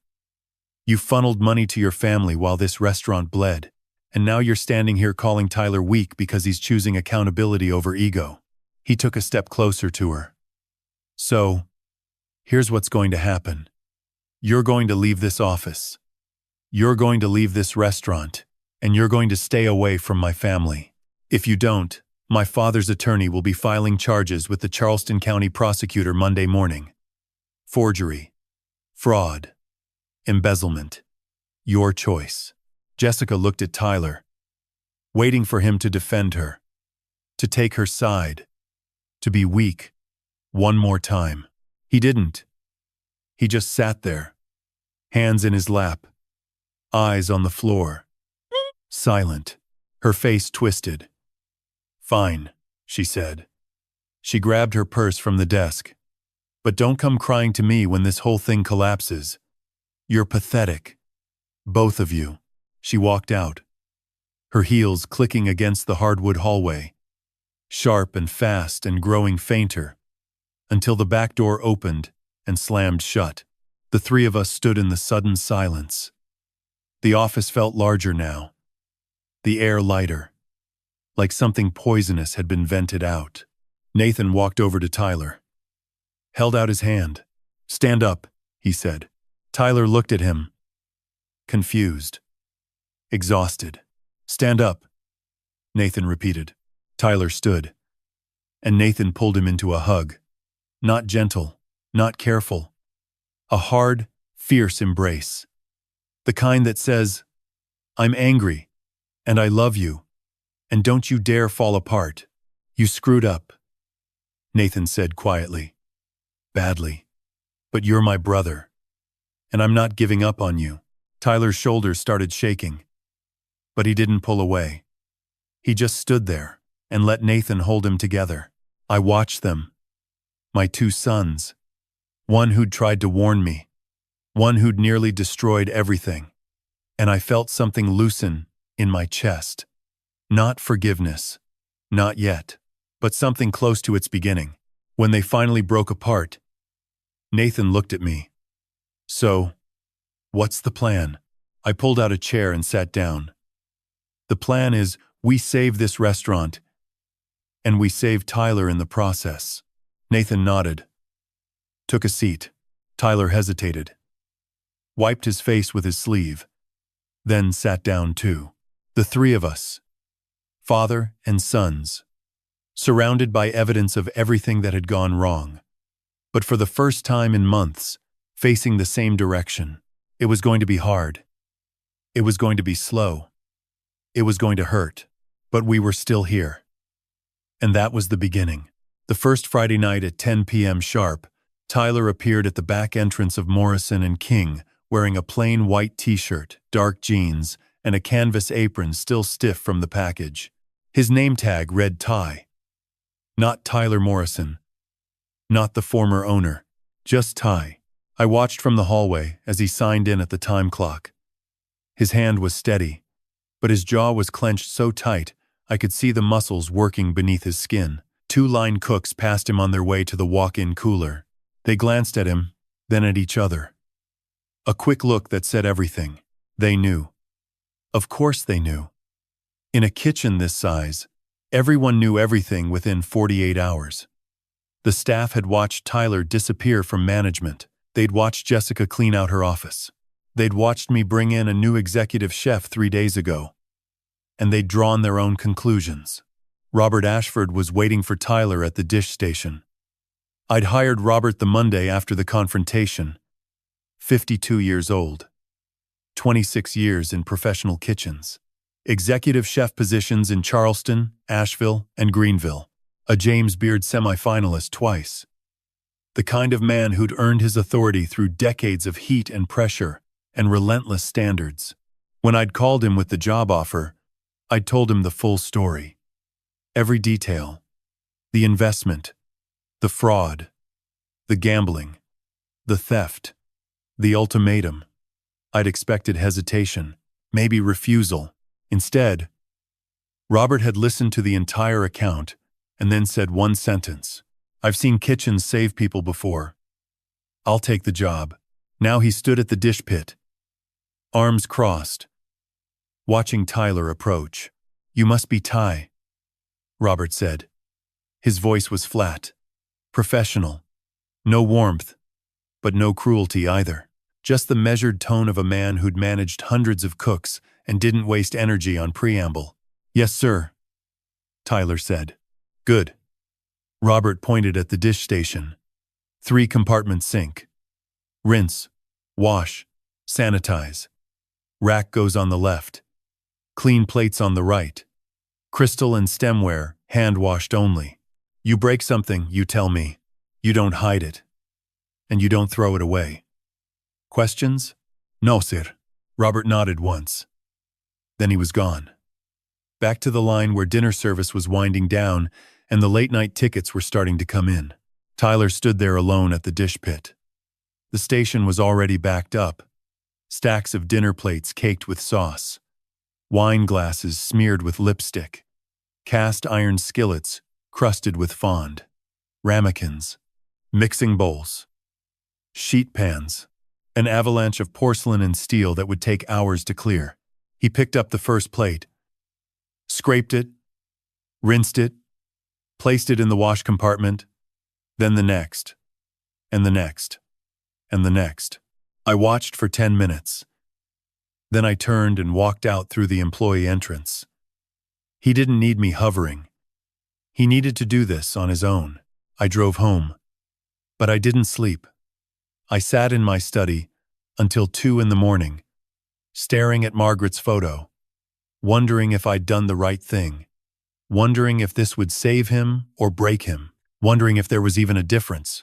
At 6 the next morning, I drove back to the restaurant carrying 2 cups of coffee from the diner on Spring Street. Black. 2 sugars. The way Tyler had taken it since he was 16. The kitchen was quiet. Service over. The cleaning crew had come and gone. Tyler was still at the dish pit, finishing the last rack of the night.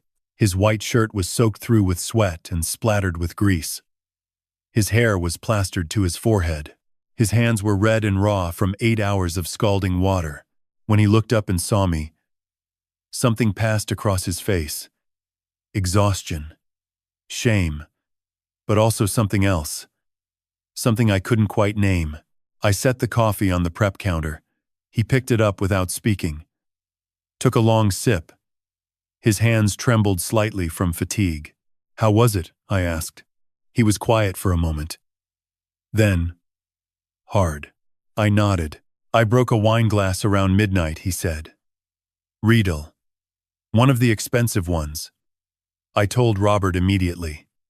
He said to sweep it up and be more careful. That's the right response, I said. No hiding. Tyler looked down at his hands. The skin was pink and peeling at the fingertips. His knuckles were scraped. Dad, he said. His voice barely audible. I deserve this. I didn't contradict him. I didn't comfort him. I just stood there and let the silence hold. I'll see you Monday night, I said finally. He nodded. Finished his coffee, grabbed his jacket from the hook by the back door, and walked out into the early morning light.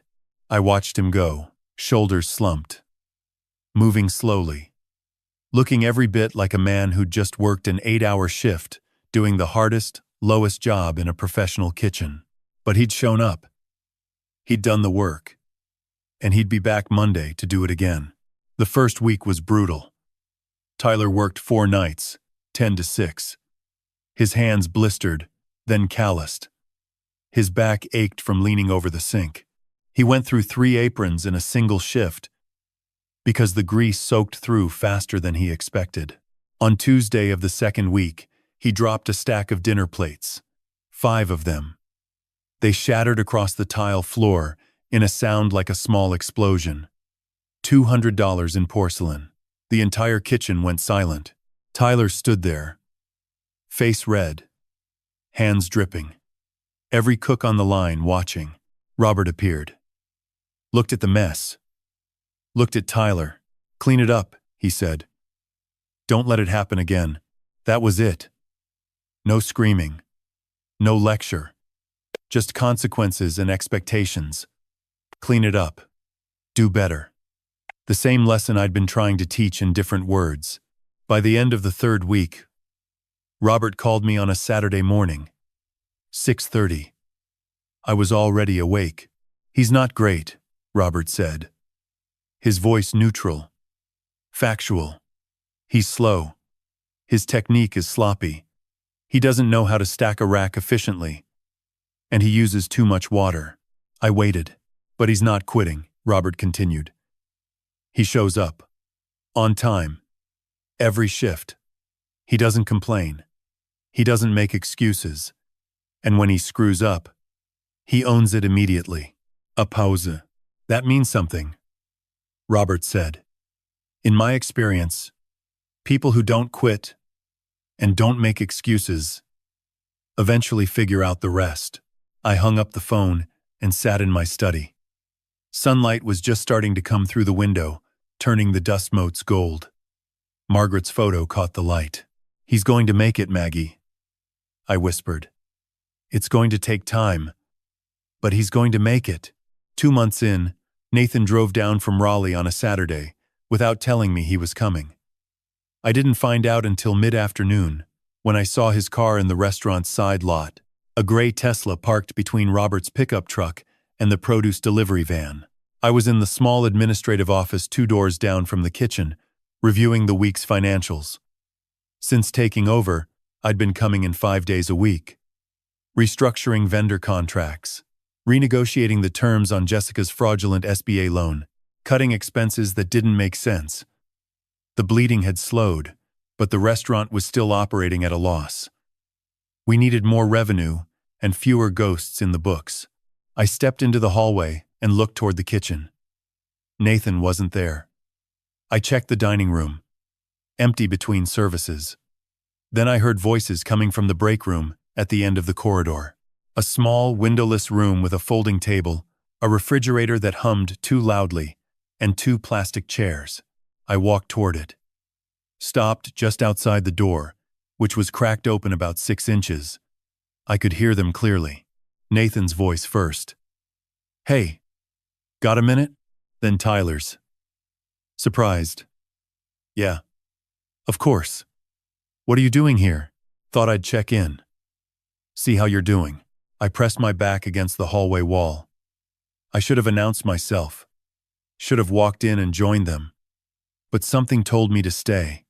To let this happen without me in the room. A pause. Then Tyler's voice. Quieter now. "I'm doing okay. It's hard. But I'm managing. I heard you're off the dish pit." "Yeah. Robert moved me to day shifts last week. I'm shadowing the prep cooks, learning mise en place, how to break down proteins. Basic stuff. But it's more than I knew before." "That's good." Another pause. Then Nathan said something that stopped my breathing. "You don't have to be jealous of me, you know." Silence. Long enough that I thought Tyler might not respond. "What?" Tyler's voice was barely audible. "You've spent your whole life thinking I had it easier," Nathan said. The successful older brother. The one who made something of himself without Dad's help. The one who never needed anyone. "Because you did," Tyler said. and I could hear the pain in it. Sharp and old and worn smooth by years of carrying it. You built companies. You sold them for millions. You never asked Dad for a dime, and I took $500,000 and nearly burned it all down. You think I don't have regrets? Nathan asked. The refrigerator hummed. A pipe somewhere in the wall ticked. Tyler, Nathan continued, his voice softer now. You got something I never had. You got Dad. Every day. Every morning at the breakfast table. Every Sunday dinner. Every school play and baseball game and random Tuesday night when nothing special was happening. You got to grow up in his house. With Margaret. With a family that was whole. I pressed harder against the wall. My chest tightened. I was the every other weekend kid, Nathan said. The one who showed up on Saturdays with a backpack and left on Sundays with a stomachache because I didn't want to go. I was a visitor in Dad's life, Tyler. You were his son, but you had Mom, Tyler said. Sarah. She's incredible. She is. And I love her. But that doesn't change the fact that every other Sunday afternoon I'd stand in the driveway and watch Dad's car drive away. And I'd go to my room and close the door and pretend I didn't care. For 20 years. I pretended I didn't care. Silence again. Longer this time. I didn't know, Tyler said finally. I thought you didn't want to be here. I thought you were too busy being successful to need us. I needed you, Nathan said. I needed Dad. Every single day.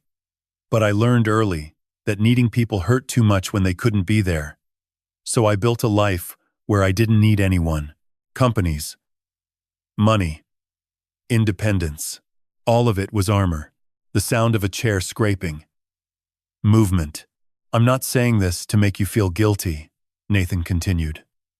I'm saying it because you need to understand something. You spent years thinking you were the failure, because you couldn't measure up to me. But I spent years thinking I was the outsider because I couldn't measure up to you. We were both wrong. A sound I couldn't quite place. A breath catching. A throat working. We both got the short end of different sticks, Nathan said. But we're still brothers. And I'm tired of us being strangers, because we're both too proud to admit we were hurting. I'm sorry, Tyler said. His voice breaking now. I'm sorry I wasted so much time being jealous of you. I'm sorry I never asked how you were doing. I'm sorry I messed everything up. I know you are. And I forgive you. I heard the sound of movement. Chairs pushed back. Footsteps. And then quiet. The kind of quiet that happens when two people are holding each other and neither wants to let go first. I risked a glance through the crack in the door. Nathan had pulled Tyler into a hug. Tyler's face was buried against his brother's shoulder, his body shaking silently. Nathan's hand was on the back of his head. Steady. Solid. The way you hold someone who's been falling for a long time and just needs to know there's ground beneath them. I turned away. Leaned against the wall. My own eyes stinging. After a few minutes, their voices came again. Quieter. Steady. Listen, Nathan was saying. I want to help. With the restaurant, you've already helped, Tyler said. You were here when Dad needed you. I mean the business. My company does digital marketing, web design, social media strategy, booking platforms. We can overhaul this restaurant's online presence completely. New website, professional photography, targeted advertising. The works. Nathan, we can't afford. I'm not charging. This is family. You can't just give away your company's services. I own the company. I can do whatever I want. And this isn't charity, Tyler. It's an investment. In you. In Dad. In us. A pause. Okay, Tyler said. Thank you. Don't thank me yet. You're going to be the one implementing everything. I'll give you the tools, but you do the work. I will. I promise. I waited another moment. Then I knocked on the doorframe and stepped into the break room. Both of them looked up, eyes red. but smiling. "Nathan," I said. "I didn't know you were coming. Surprise visit," he said, grinning. We were just catching up. I looked between them. My two sons. Different mothers. Different childhoods. Different wounds. But sitting here together in a cramped break room that smelled like coffee and industrial cleaner. Looking more like brothers than they had in 20 years. "Good," I said. "That's good." Tyler stood. Checked his watch. "I should get back. Break's almost over." He walked past me. Paused. Put his hand on my shoulder for just a second. Squeezed. Then he was gone. Back to the prep station. Back to the work. Nathan and I stood there in the quiet. "He's going to be okay," Nathan said. "I know," I said. "And so are you, Dad." I nodded. Not trusting my voice. For the first time since this whole disaster began, the restaurant felt less like a crime scene and more like what it should have been all along. A place where a family was learning to find its way back to each other. 4 months after the confrontation, Robert handed Tyler a chef's knife and said 2 words. Prep station. It was a Monday morning. I was in the office reviewing supplier invoices when Robert stopped by the door.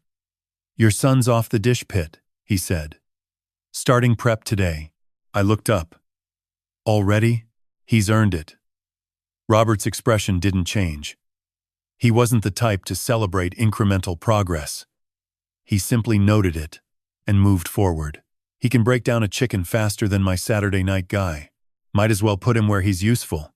That afternoon, I walked past the kitchen and glanced through the service window. Tyler stood at the long stainless steel prep table, surrounded by cutting boards and sheet pans and plastic containers labeled with blue painter's tape. His knife moved in steady, even strokes. Brunoise carrots, chiffonade basil, diced shallots, so fine they looked like confetti. Standing beside him, demonstrating a technique with a paring knife, was Marcus Daniels. Everyone called him Chef D. 28 years old. Robert's sous chef, a culinary school graduate from Johnson & Wales who'd worked his way up through 3 Charleston kitchens before landing at Morrison & King. Chef D had a gift for teaching. Where Robert led through expectation and silence, Chef D explained. He narrated what his hands were doing while they did it. "See how I angle the blade? You want the weight of the knife doing the work, not your wrist. Your wrist will give out by hour 6 if you're forcing it." Tyler listened, watched, repeated, again and again, until the movement became automatic.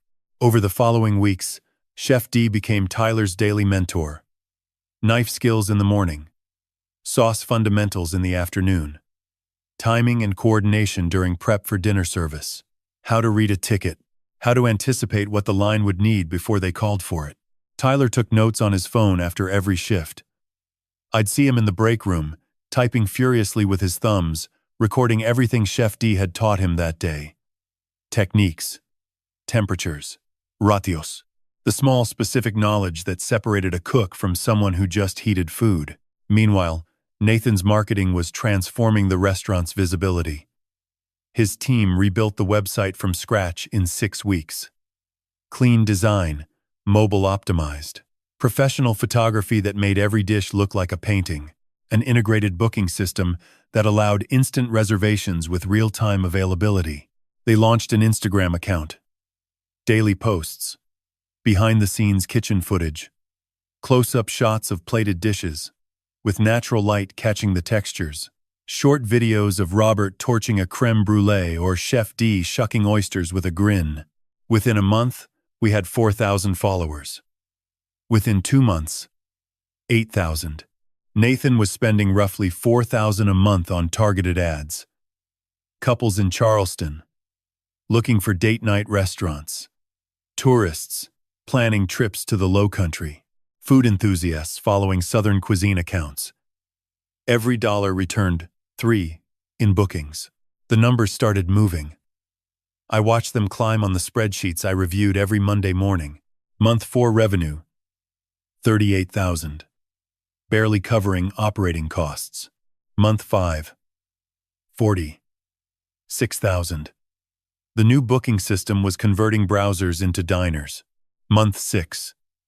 50. 2,000. Weekend reservations were filling a week in advance. Month 7. 60. 1,000. Our best month since I'd taken over. Alongside the financial recovery, I was restructuring the damage Jessica had left behind.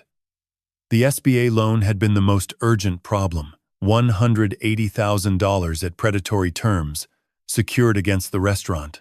I'd spent 3 weeks negotiating with the lender's regional office. When they refused to budge, I mentioned the forged signature and the potential for legal action. That got their attention. By month 5, we'd renegotiated. Interest rate dropped from 11% to 6%. The balloon payment was restructured into 60 monthly installments, and I personally guaranteed the loan, transferring the liability from Tyler's name to mine. It wasn't ideal, but it meant the guillotine blade wasn't hanging over my son's head anymore. It was hanging over mine, and I was better equipped to carry it. I also terminated every fraudulent contract Jessica had put in place.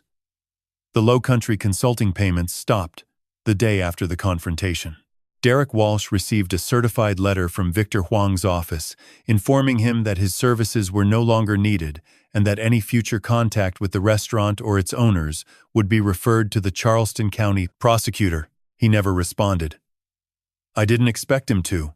Every Tuesday evening at 7, Tyler drove to a church basement on Calhoun Street for Gamblers Anonymous. I'd made it a condition of his employment.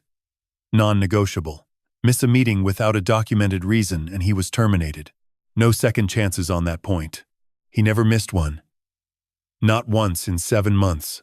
By month 7, Robert came to me again. This time with a different assessment. He's ready for the line, Robert said. We were standing in the courtyard after close. The string lights above us cast a warm glow. The magnolia tree rustled in the evening breeze. You're sure? I asked. He can hold a station during service, Robert said. He's not fast yet, but he's accurate. He doesn't panic, and he communicates. Those are the things you can't teach. Speed comes with time. The following Monday, Tyler moved to the line. Sauté station. The hottest, most demanding position in a professional kitchen. 6 burners. 3 pans going at once. Tickets coming in faster than thought. His first full dinner service was a Friday night. 82 covers. I didn't watch. I stayed in the office, reviewing numbers I'd already reviewed, listening to the distant sounds of the kitchen running at full speed. The calls, the responses, the controlled chaos that makes a restaurant kitchen sound like a machine operating at its limit. At 11:15, after the last ticket had gone out, Robert texted me 2 words. Not bad. I stared at those words on my phone screen for a long time. Then I closed my eyes and let out a breath I didn't know I'd been holding. Tyler was promoted to line cook the following week. $17 an hour. Still not much. Still not easy. But it was forward. It was up. It was earned. And by December, something had shifted in my son that went beyond his station on the line. I'd see him staying after service, practicing plating techniques on empty plates, asking Robert about flavor combinations, sketching menu ideas on napkins during his break, borrowing cookbooks from Chef D and returning them with dog-eared pages and penciled notes in the margins. He wasn't just working in this kitchen anymore. He was falling in love with it. Not as an owner, looking down from above. As a craftsman, looking up from inside, learning the language of fire and steel and timing, finding himself in the rhythm of a dinner service the way some people find themselves in music, and that made all the difference. 8 months after the confrontation, Tyler came to my office on a Monday morning and asked me something I didn't expect. "Dad," he said, standing in the doorway, hands in his pockets. "I want to talk to the staff." I set down my pen. Talk to them about what? Everything. What happened? What I did. Why I'm here washing dishes and working the line instead of sitting in this office pretending to be an owner. I studied his face. He looked nervous but resolved. The way people look when they've been rehearsing something in their head for weeks and finally decided to say it out loud. Why now? I asked. Because they deserve to know, he said. They've been working alongside me for 8 months without anyone officially explaining what happened. They've heard rumors. They've drawn conclusions. Some of them resent me. Some of them pity me.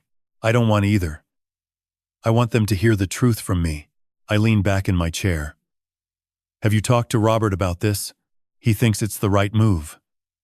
Said it would clear the air. I nodded. Okay. Next Monday. Staff meeting. Before we open. The following Monday at 9 a.m., 22 employees gathered in the dining room. Front of house. Back of house. Bussers and bartenders and the morning prep crew. Robert stood in the back, arms crossed. Chef D leaned against the bar. I sat at a corner table, watching. Tyler stood at the front.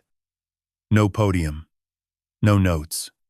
Just him and a room full of people who'd been working for a business built on lies they hadn't known about. He cleared his throat. His hands were shaking slightly, but his voice was steady when he began.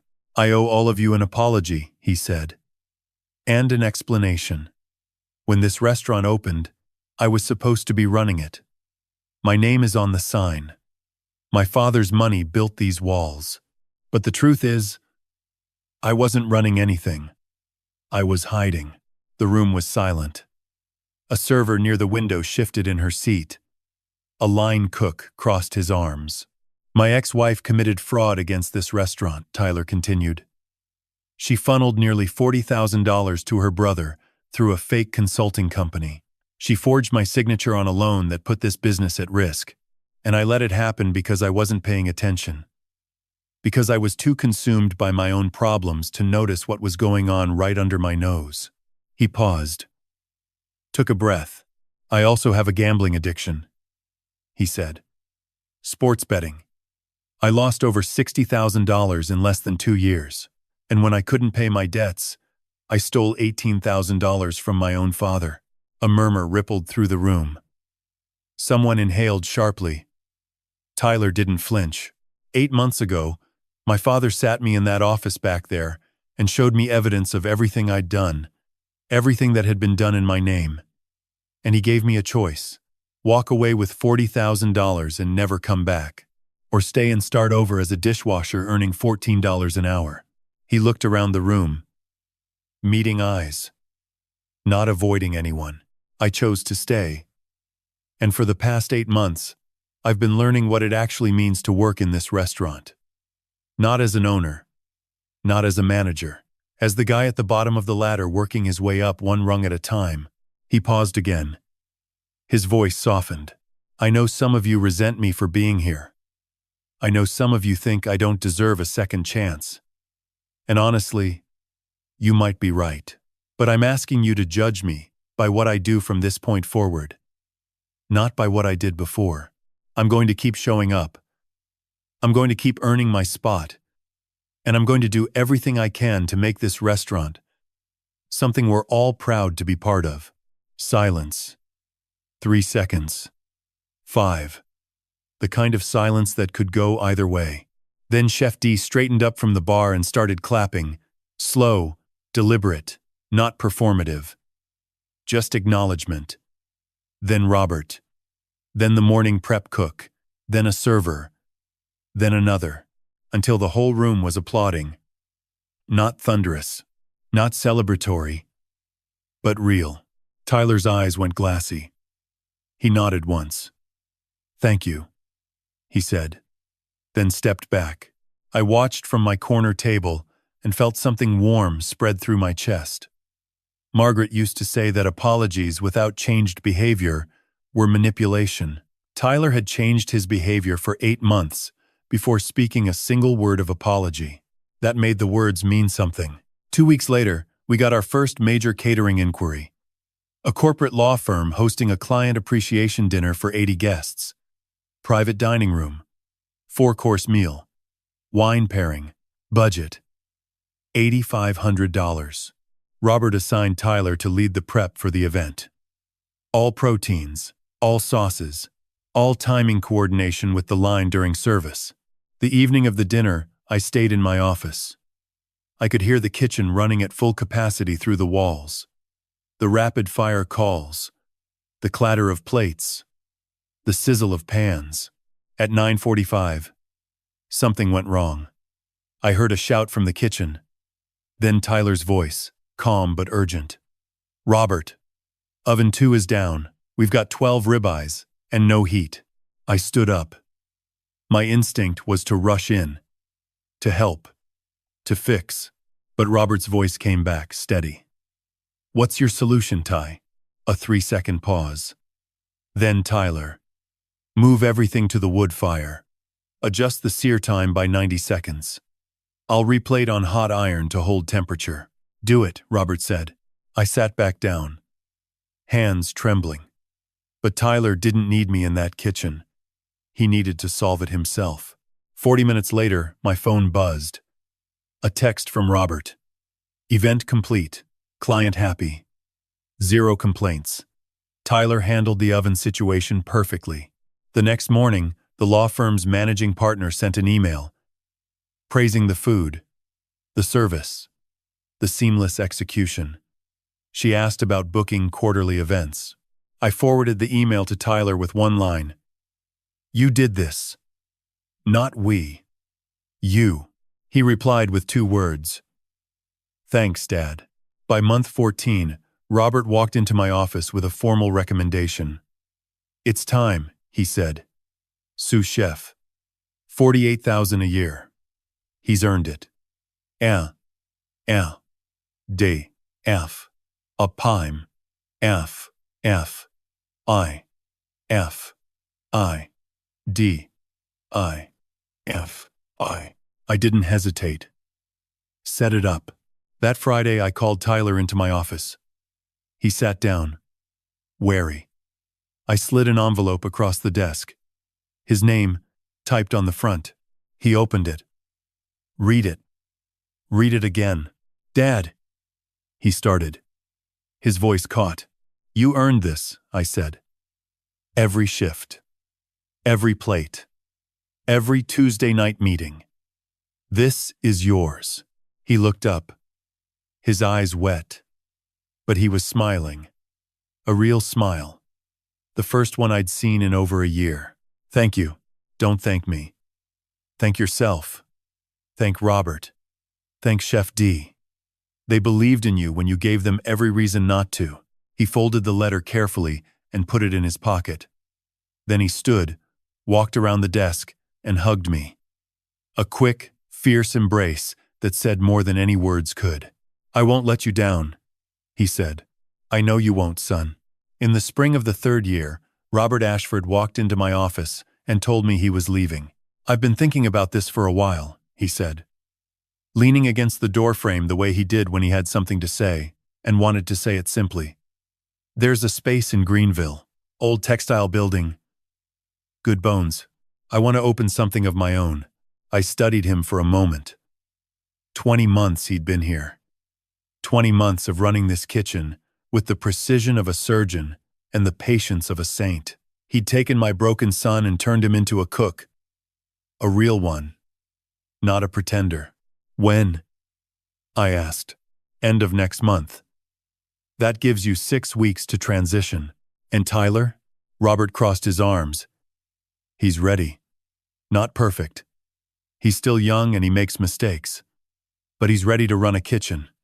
His palate is sharp. His technique is clean. His team respects him. And more importantly, he respects the work." He paused, then said something I'll carry with me for the rest of my life. "I've trained dozens of cooks over 26 years. Most of them have talent. Some have discipline. A few have both. But Tyler has something I don't see often. He has hunger. The real kind. The kind you only get after you've lost everything and decided it was worth fighting to get back." I thanked Robert. We shook hands, and I started planning for what came next. Tyler's promotion to head chef and co-manager happened on a Tuesday in late April, $62,000 a year. Full operational authority in the kitchen, shared management responsibility with me on the business side. I'd still review the financials, still approve major expenses. But the kitchen was his. The first thing he did was redesign the menu. Not drastically, not recklessly. He kept the bones of what Robert had built, the commitment to local sourcing, the seasonal rotation, the respect for technique, but he added something Robert never could have.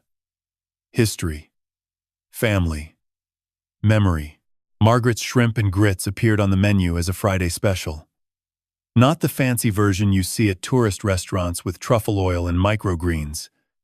The real version, stone-ground grits from a mill in Colombia, wild-caught shrimp from Shem Creek, andouille sausage, and a gravy made with the Holy Trinity and a splash of dark beer.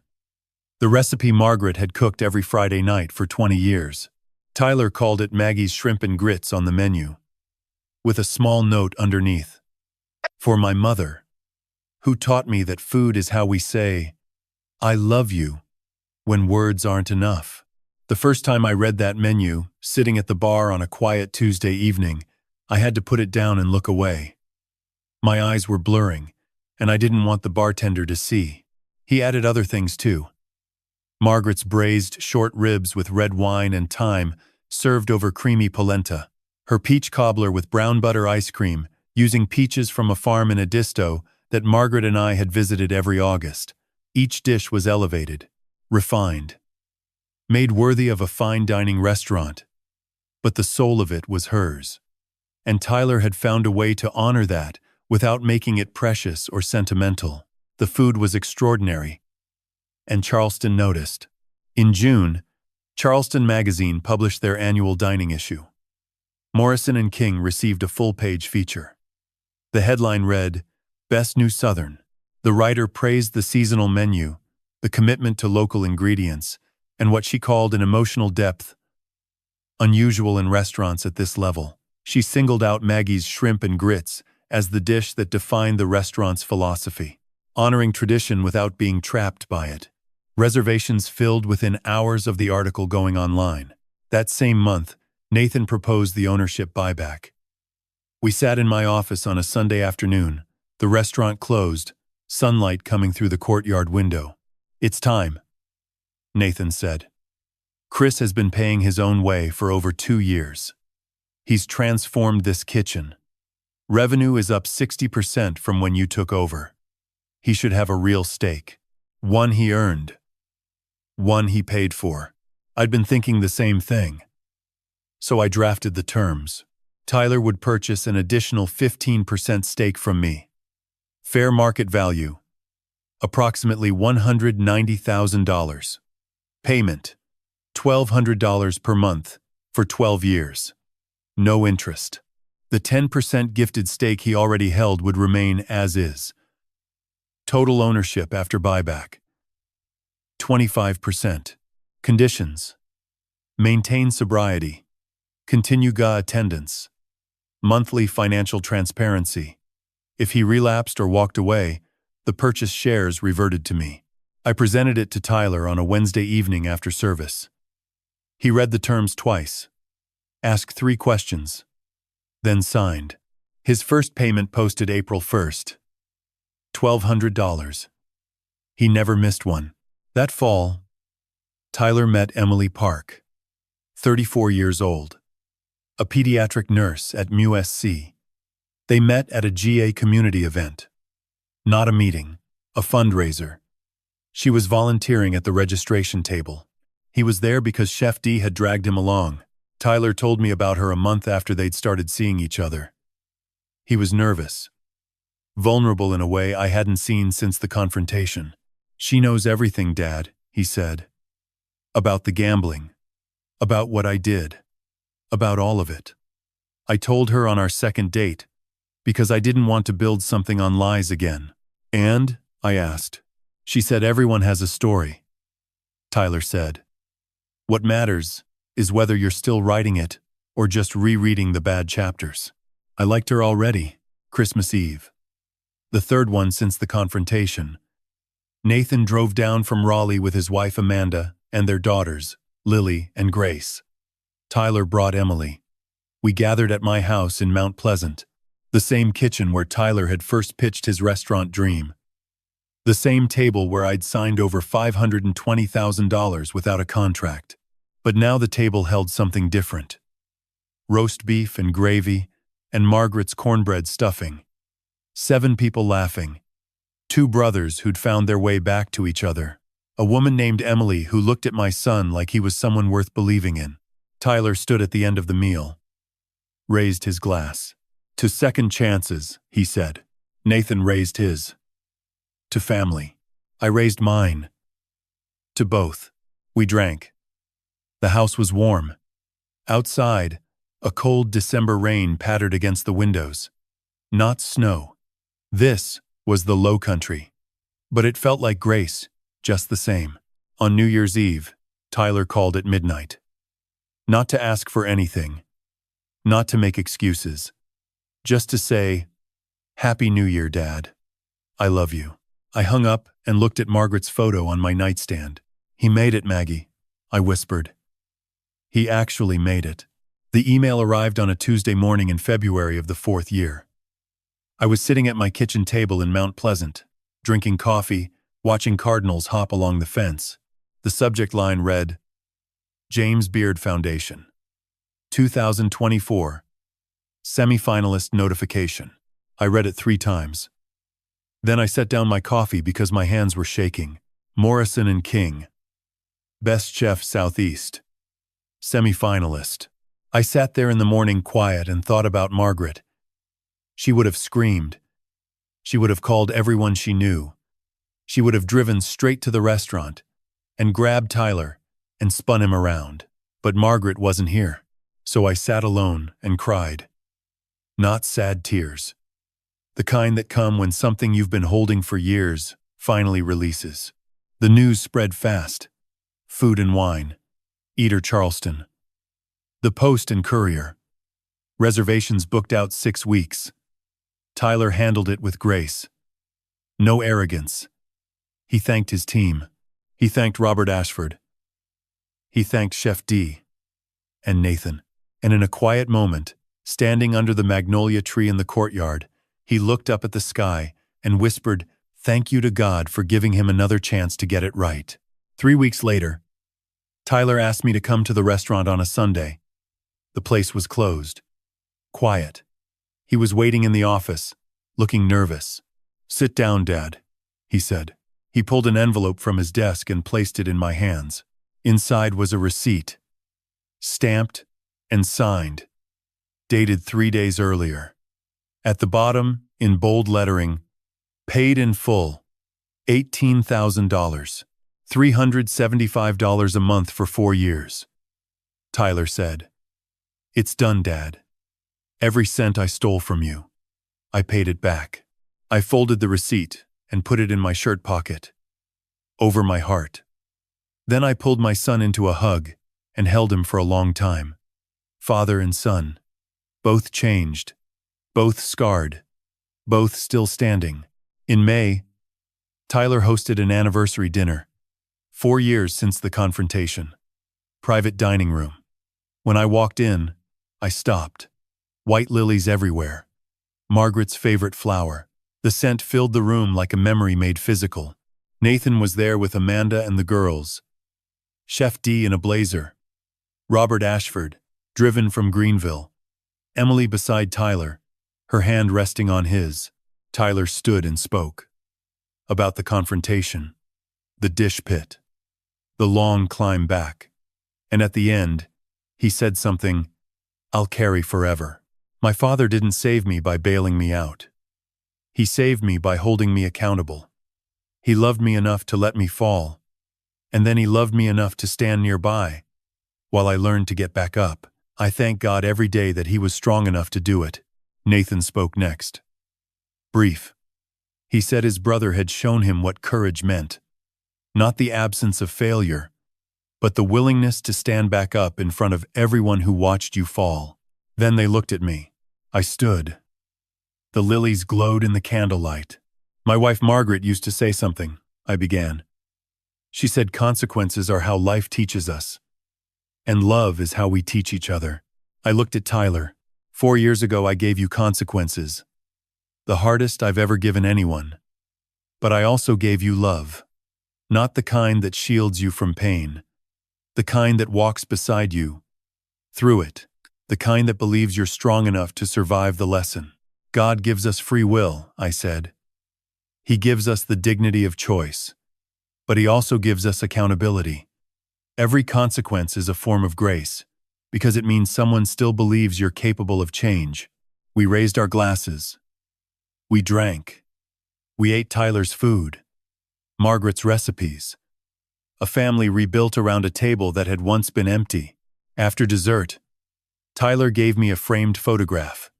Him and me in the kitchen. Below it a brass plaque. To Frank Morrison, teacher, father, mentor, who taught me that accountability is love. I drove home with the frame on the passenger seat. The same seat where Raymond's audit report had sat 4 years earlier. Now it held proof that the pain had been worth it. At home I sat on the back porch. Margaret's garden blooming. Roses and gardenias and jasmine. The evening warm and sweet. 3 lessons. That's what this story taught me. First, emotion is information, not a decision-making tool. Love your children with your whole heart. But when money is involved, protect that love with documentation. A contract isn't suspicion. It's respect. Second, a contract is respect. It tells the other person you take them seriously enough to define expectations. It protects both sides from the worst versions of themselves. Third, responsibility is love. The hardest kind. The kind that holds people accountable because you believe they're capable of better. The kind that refuses to enable destruction even when enabling feels easier. If you're a parent listening to this, don't do what I did in the beginning. Don't hand over your life savings without paperwork. Don't confuse trust with naivety. But also, if your child has failed, don't abandon them. Give them consequences that teach. Give them the dignity of earning their way back. God doesn't give up on us when we fall.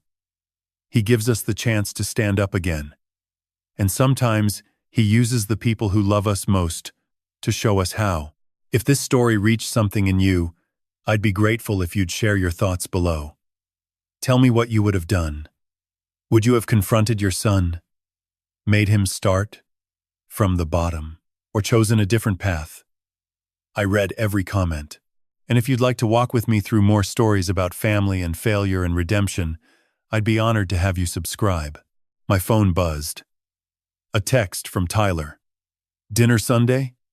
Bringing Emily. Nathan's driving down too. I typed back. I'll set 3 extra plates. Then I looked up at the evening sky. Stars coming out over the low country. The garden smelling like Margaret. The house quiet, but not empty. Not anymore. Emotion is information. A contract is respect. Responsibility is love. We don't teach our children by protecting them from storms. We teach them by standing beside them in the rain and trusting that God gave them strong enough shoulders to carry what comes next.